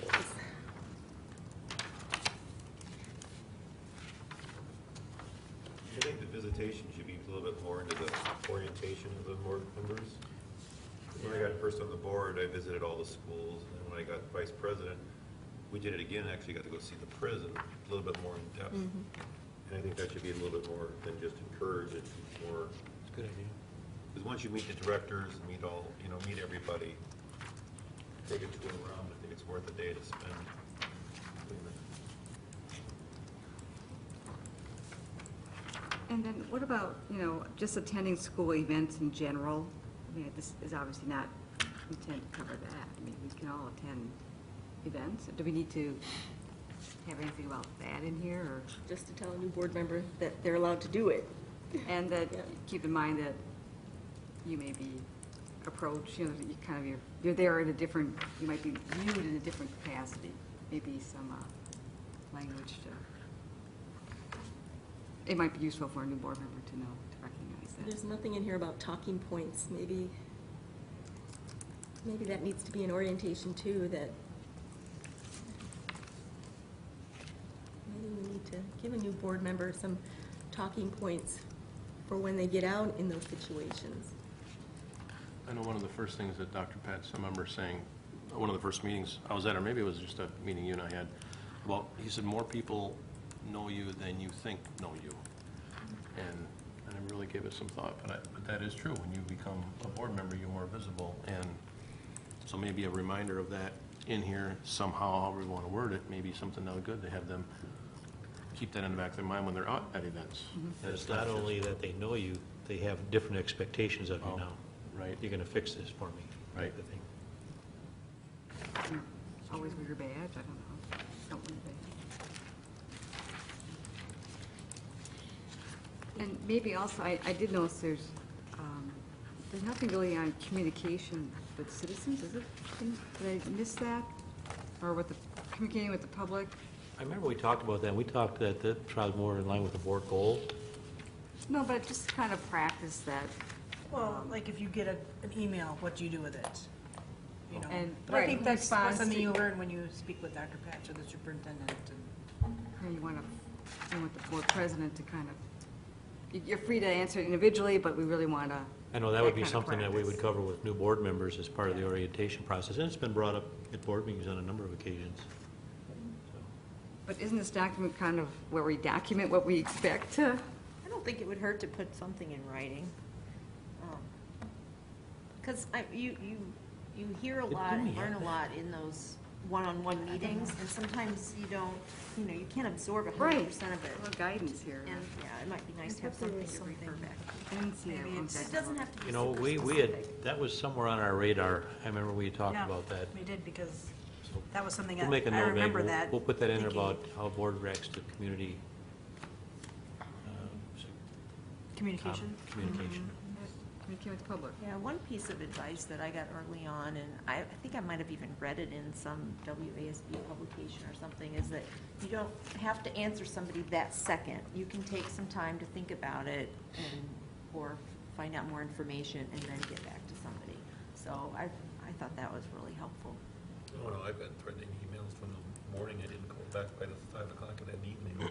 I got threatened by the 5 o'clock. Well, you don't want to wait too long. Yep.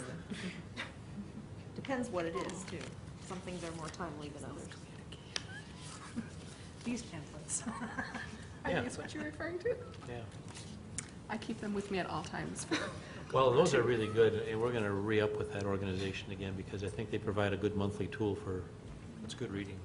And maybe it would be appropriate to discuss them, add an agenda item once in a while. Those? And yeah, and say, because those are real palatable, manageable I think it would be a bits good of thing to put on our information. superintendent's report and say, here's why I sent it, and here's what was sent, and so on.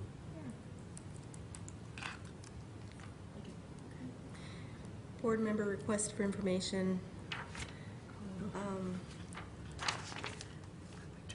The second sentence where it says superintendent of schools and administration gets information via the bi-monthly board packet. Should really be semi-monthly. Bi-monthly has two meanings. Every other month, isn't it? Yeah.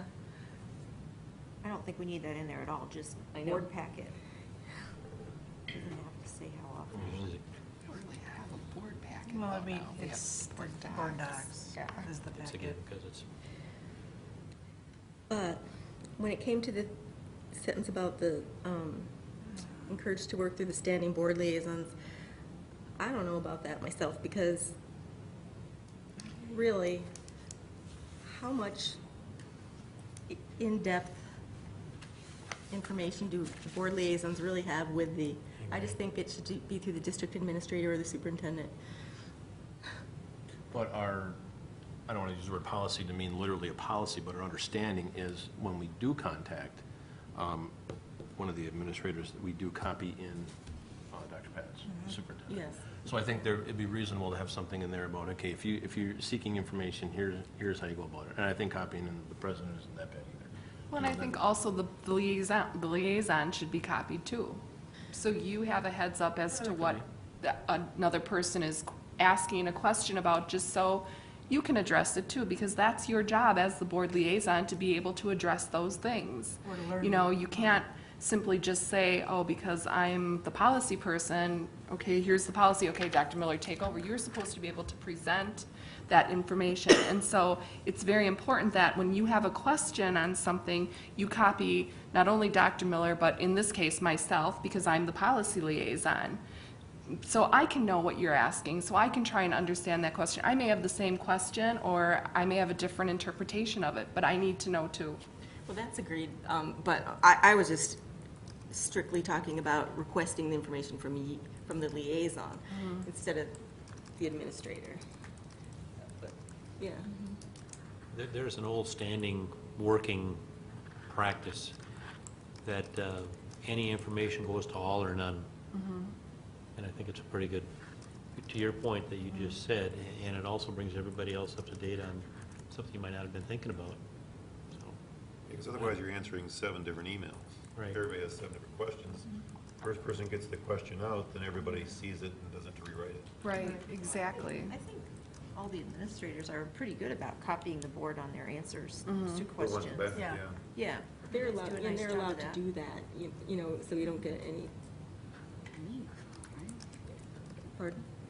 Are we saying that if there's a question, you have to copy all the board members if you're asking the No, question? no, no. If Okay. you write a question to us, All the answers come back to everybody. yeah, that all the board members realize that a question has been asked and here's the response. I think that's just good communication and good It board is, knowledge. and development for us Right. also. And then when the paragraph is put in about walking quorum, that would explain how not to then start replying to individual members about, what did you think about this reply? Because that would explain that. Right. Student information. It's pretty self-explanatory.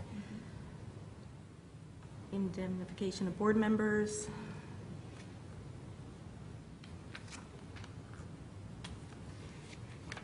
And board meetings, there's a little, it should be Wednesday instead of Monday. And then the Board of Education establishes its yearly meeting schedule, not at the annual meeting. Actually, it's on our reorganization meeting is when we do our calendar. The annual meeting in August, we do when our next annual meeting will be. But I did look up past 3 meeting minutes, and it was the reorganization meeting for the calendar.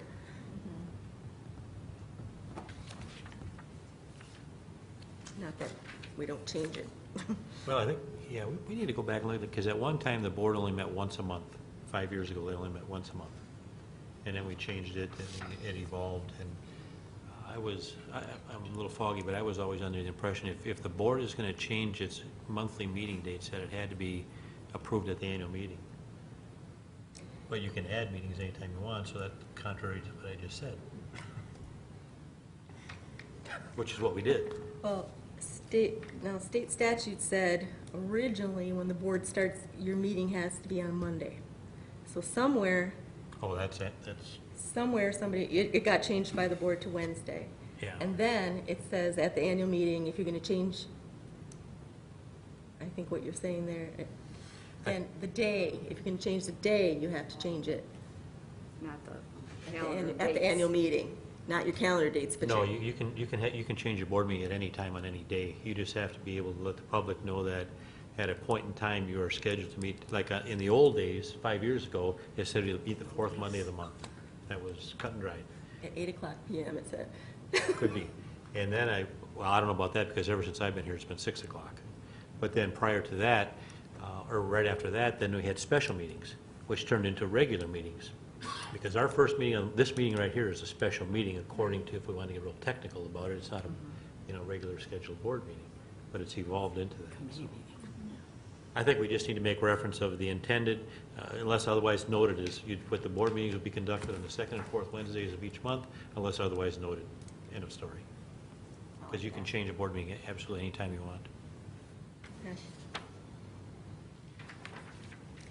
The only, one other point, real quick, fine point, but right before the special meetings paragraph, the last sentence reads, at regular meetings, the board can add items to the meeting agenda. I think what's meant by that, of course, is that at that meeting, we're able to request agenda items for future meetings. Yes, that's what I So, thought too. But I get the distinction between a regular meeting and a special meeting, or at a special meeting, you can't, so. Yep. We'll clarify that. Yeah, that would be confusing to a new board member. Got all this out? Yeah.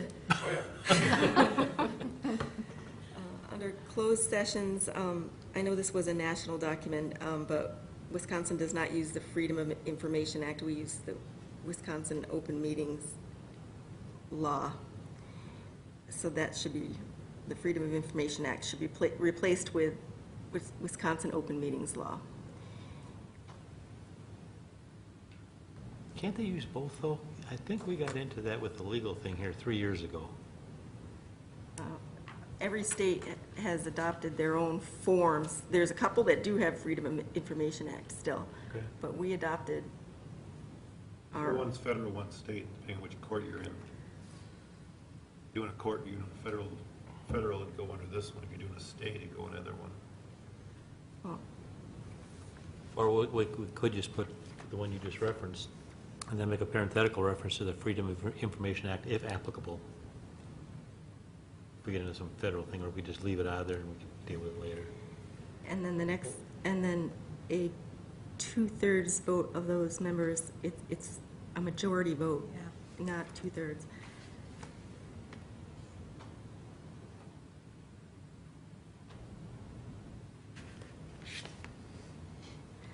And under meeting agendas, You mean the last paragraph? I didn't understand that. I mean, that paragraph, Which one is it? the last, under meeting agendas, the last paragraph, Yeah, we don't need that, do we? it just, What's the point of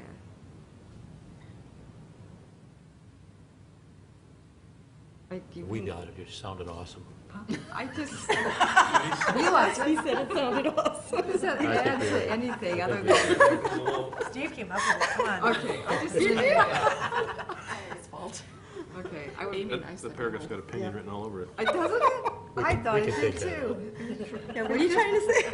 You just put it as three. This has never been an issue for us, at least No. since I've been on the board, but I suppose for some boards it could be.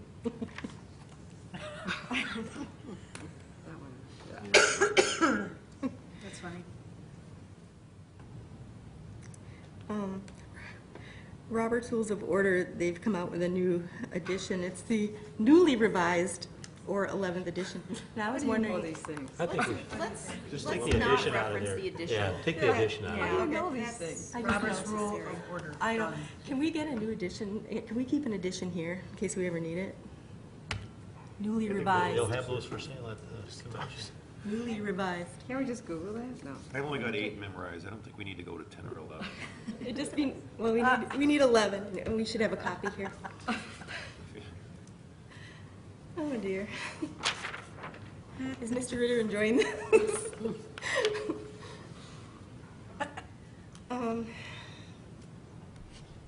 Board member attendance. I think this was where.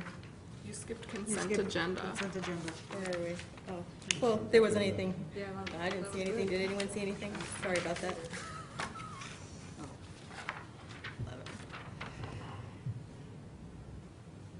So this- I think the first paragraph in attendance can be just that first sentence.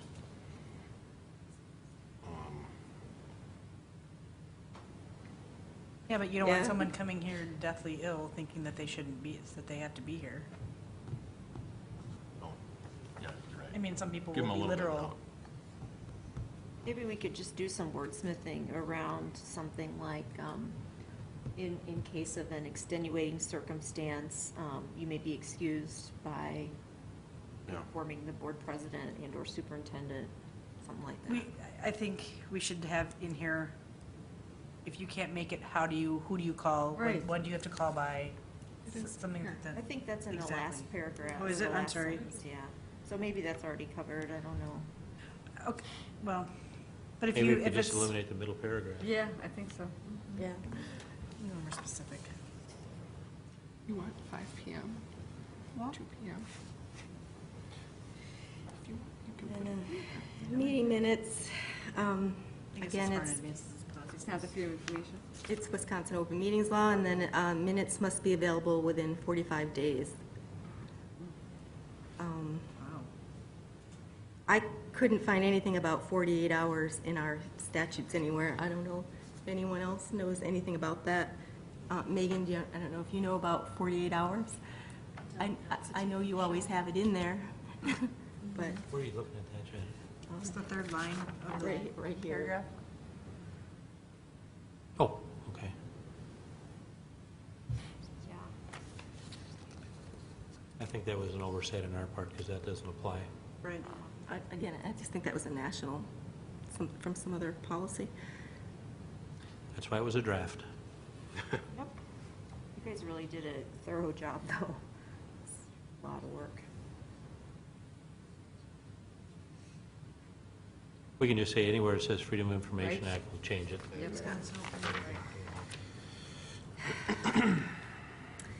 And then electronic participation at meetings. I know Dr. Miller, and I think Dr. Miller has forwarded to Mrs. Larson some information, and Dr. Pat's information about a possible policy on this. Dr. Pat's, while you were out, it was recommended by WASB that we should have a policy on this as a board. And I don't know, Dr. Miller, when you read this, and Ms. Larson, when you read this after possibly going over some of the other information, there's a few things in here that are missing, and I just think we need to create a policy on participating at meetings via teleconference.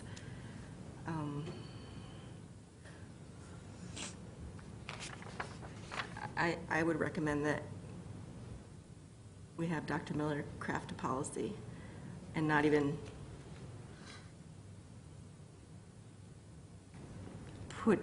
put it in here until we do. That's my thought. We have an understanding that we can call into meetings.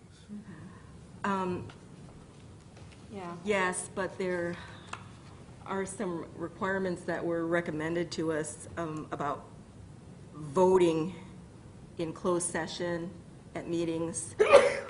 Bless you. Thank you. Because it goes further now about posting if you're going to vote in closed session, posting if you're going to have teleconferences, that it should be on your agenda if you're going to do it, and we haven't ever done that before. Little things like that. Was there a document or something that came out from WASB regarding that? Because you're saying WASB contacted us? I don't.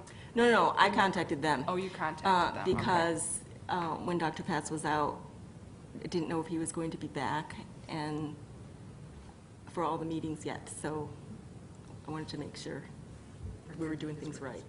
Yeah, and I think it's a good thing to clarify, but I think it belongs in here so that a new board member knows that Right. it can be done. Yeah. But you also have to be cautious. WASB will tell you to write a policy for everything, and you don't need a policy for everything. I just think you have to have an understanding and a practice that is accepted. But I think in this case, maybe it is a good policy to have, because I don't agree that it should be something that you have to put on an agenda item. I think that's board member governance, and that's. I was just curious if we missed something that we should have read or something. But Judy, you're looking like into that already, I think. Yeah, I believe I sent to you the information. Yeah, Why don't you we did. look at that first, and we'll come back and see if we want, what we want to do with this. And maybe this paragraph belongs right under the board member attendance Yeah. paragraph. Yeah. That's what I was It could thinking almost too. be, maybe even be a continuation of it.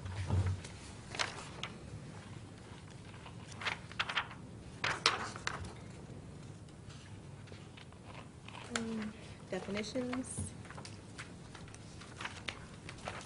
I guess one thing about definitions is I prefer not to see these in any kind of communication. I don't want to have a code to look up. I Yeah. prefer that we don't include them in a. Yeah, but if you get, We've had requests, though, by board members in the past that they wish they knew what we were talking about, and sometimes the audience does too as well, because it is a public document that people want to know what we're talking about. You know, in my second year here, they put this list together because they were throwing out acronyms and no one right, knew. exactly. Oh, and maybe we can say we should be encouraged not to have acronyms in any of our communications. Well, we get them statewide, we get them in all of our Yeah. communications. Or maybe the first time you say it, you could, or the first time it's used, you could write it out with the acronym in parentheses, and then you can use acronym from then on, something like that. Oh, within the same document? Yeah, I would do Yeah. that. Oh, something yeah. like- I think that, like, when Wendy That's does her standard. documents, I think she kind of does that. We can take a few of these out of here, too. Like, we don't need to put the acronym for Ben Franklin in here. I don't think it belongs in a definitions page. No, doesn't hurt. Yeah, I don't think there's anything wrong with these. I mean, I think it's a reference, you know, and if, it's just a reference, that's all. I just think at a board meeting, we don't want to We're not going to say them. Right. PT to the. Oh, no. no, and I Right. don't think Well, I anybody think you have really to ever remember, has. this is intended for a new No, board right, member. Exactly. You know, A reference document that you keep in your binder and you right. use it to look things up when you get confused. What's BFOQ? Quiz EWD. If there's no other discussion, yes? I'd like to make just a general comment, because the accountant and me looked at all of this, and we have a $50 million budget. That's more than the sale of the company that I work for. This is no small potatoes. And yet there was so little mention about the financial responsibility that we have to the community on this. And I was just surprised. And we mentioned that we're going to go over the budget. There's that one little paragraph, and that there's a liaison to finance. And I don't know what else you would put in there, because as I read through it, I thought it was great, really. I was just surprised that there was so little mentioned about. This is intended not just to be an overview for the new person. All those, what you're speaking of is well said, but I think that comes out in a variety of other areas throughout board communication. Dr. Mills or Mr. Mills will pound it into you, Dory. Well, I hope so, that we have many conversations, but it's just when I talk to people in Franklin, what's one of the things they whine about? The taxes. And that's part of, we're part of that, with our budget. And yet, how do you run a school without spending money? I mean, I understand all that, but there just was nothing in there on it. I'm just mentioning my. Well, part of that goes to a little bit what Randy said. 99.9% of the people that would go on and read our budget document don't understand it, but they would infer. They would say, "Oh, you got all this," and they don't have a clue what that means. So there's an education piece that we can't do enough of that. And when we have annual meetings, we get 70 people out and so on and so forth to discuss it. But even then, it just goes to show the magnitude and the depth of how detailed some of this stuff is. And for this document, it was just intended to be of, you know, here's how we're going to address the budget, give it to the board in June, and, you know, sort of a timeline type of thing. There wasn't a lot in this that talked about the depth of the curriculum study, the review that goes into effect, you'll see. Because that's very extensive as well. And so I agree with Dr. Bass, it's just one of those things that's part of what a board member does. It's in there, but to get into the full minutia of it, that would be tough to put in something like this. So when you have your orientation meetings, you'll meet with Mr. Milzer, you'll meet with Mrs. Kroll, and Dr. Miller, and Mr. Zellner, and Dr. Zurich, and they'll each explain their separate section to you. And you'll get it explained. Any other comments? All right. Hearing none, and we'll move on to item 9. I'd like to entertain a motion to enter into closed session to discuss employment and performance evaluation data for named District Franklin Education Association FEA members and employees pursuant to Wisconsin Statute 19.85 sub 1 sub C and 118.22, and review of negotiation matters pursuant to Wisconsin Statute 111.70, and to discuss performance evaluation data for district administrator pursuant to Wisconsin Statute 19.85 sub 1 sub C. Do I hear that motion? I'll make a motion. Motion by Mrs. Klein. Is there a second? Second. Second by Mr. Nielsen. Is there any discussion? Hearing none, may I have a roll call, please? Mrs. Klein? Aye. Mrs. Larson? Aye. Mr. Schluter? Aye. Mr. Trailer? Aye. Mrs. Evans? Aye. Mr. Nielsen? Aye. And I also vote yes. Motion carries. Does any board member need a short recess? Okay, we'll take a 3-minute recess. Okay, the meeting is back in open session at 9:40 p.m. And I'd like to go to item number 10, board meeting debriefing. Would anyone like to make any comments on tonight's meeting? I thought that Randy had some good comments during our public comments. I made some notes. Kind of 4 points that he made is to justify the need for doing this, and I think you kind of got at trying to get at that at our last meeting, Tim. Is what do we need to cut to balance out our budget long term? Obviously, there's going to have to be a ton of assumptions made, but I thought that was an important point that I'm hoping that we will address. And then the financial statements, making those more easy to find, more current, and explaining the fund balance stuff. Those are some things that I can maybe talk to Jim about too, because I agree with him on those.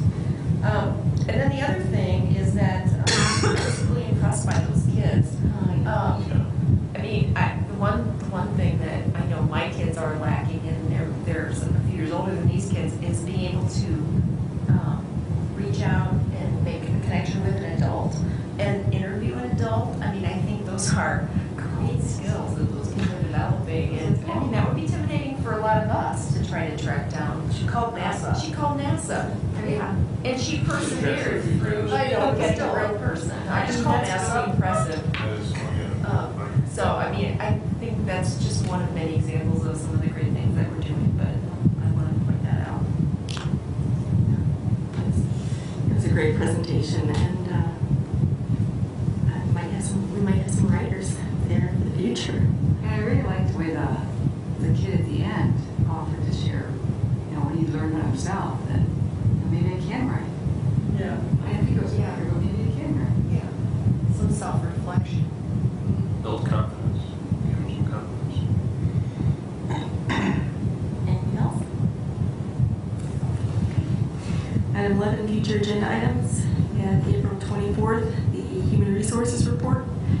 April 24th, oath of office, and election of officers, and board calendar. Anything else? And then next Wednesday is groundbreaking. What time is it? 4 o'clock.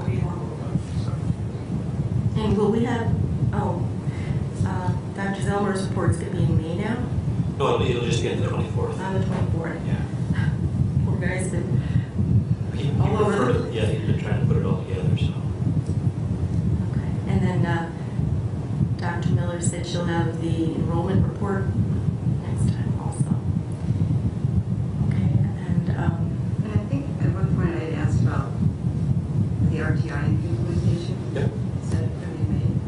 Probably be, but might even be closer to June. Paulette and Mary Pat Seward, as was indicated, are putting a report together on that. Okay. We haven't forgotten one. also on the 24th, it might be a good time to talk about the retreat. Because we said we wanted to do a half day, maybe on a weeknight. So if we could start thinking about some dates that might not be good for, like a 4-hour weeknight in the summer.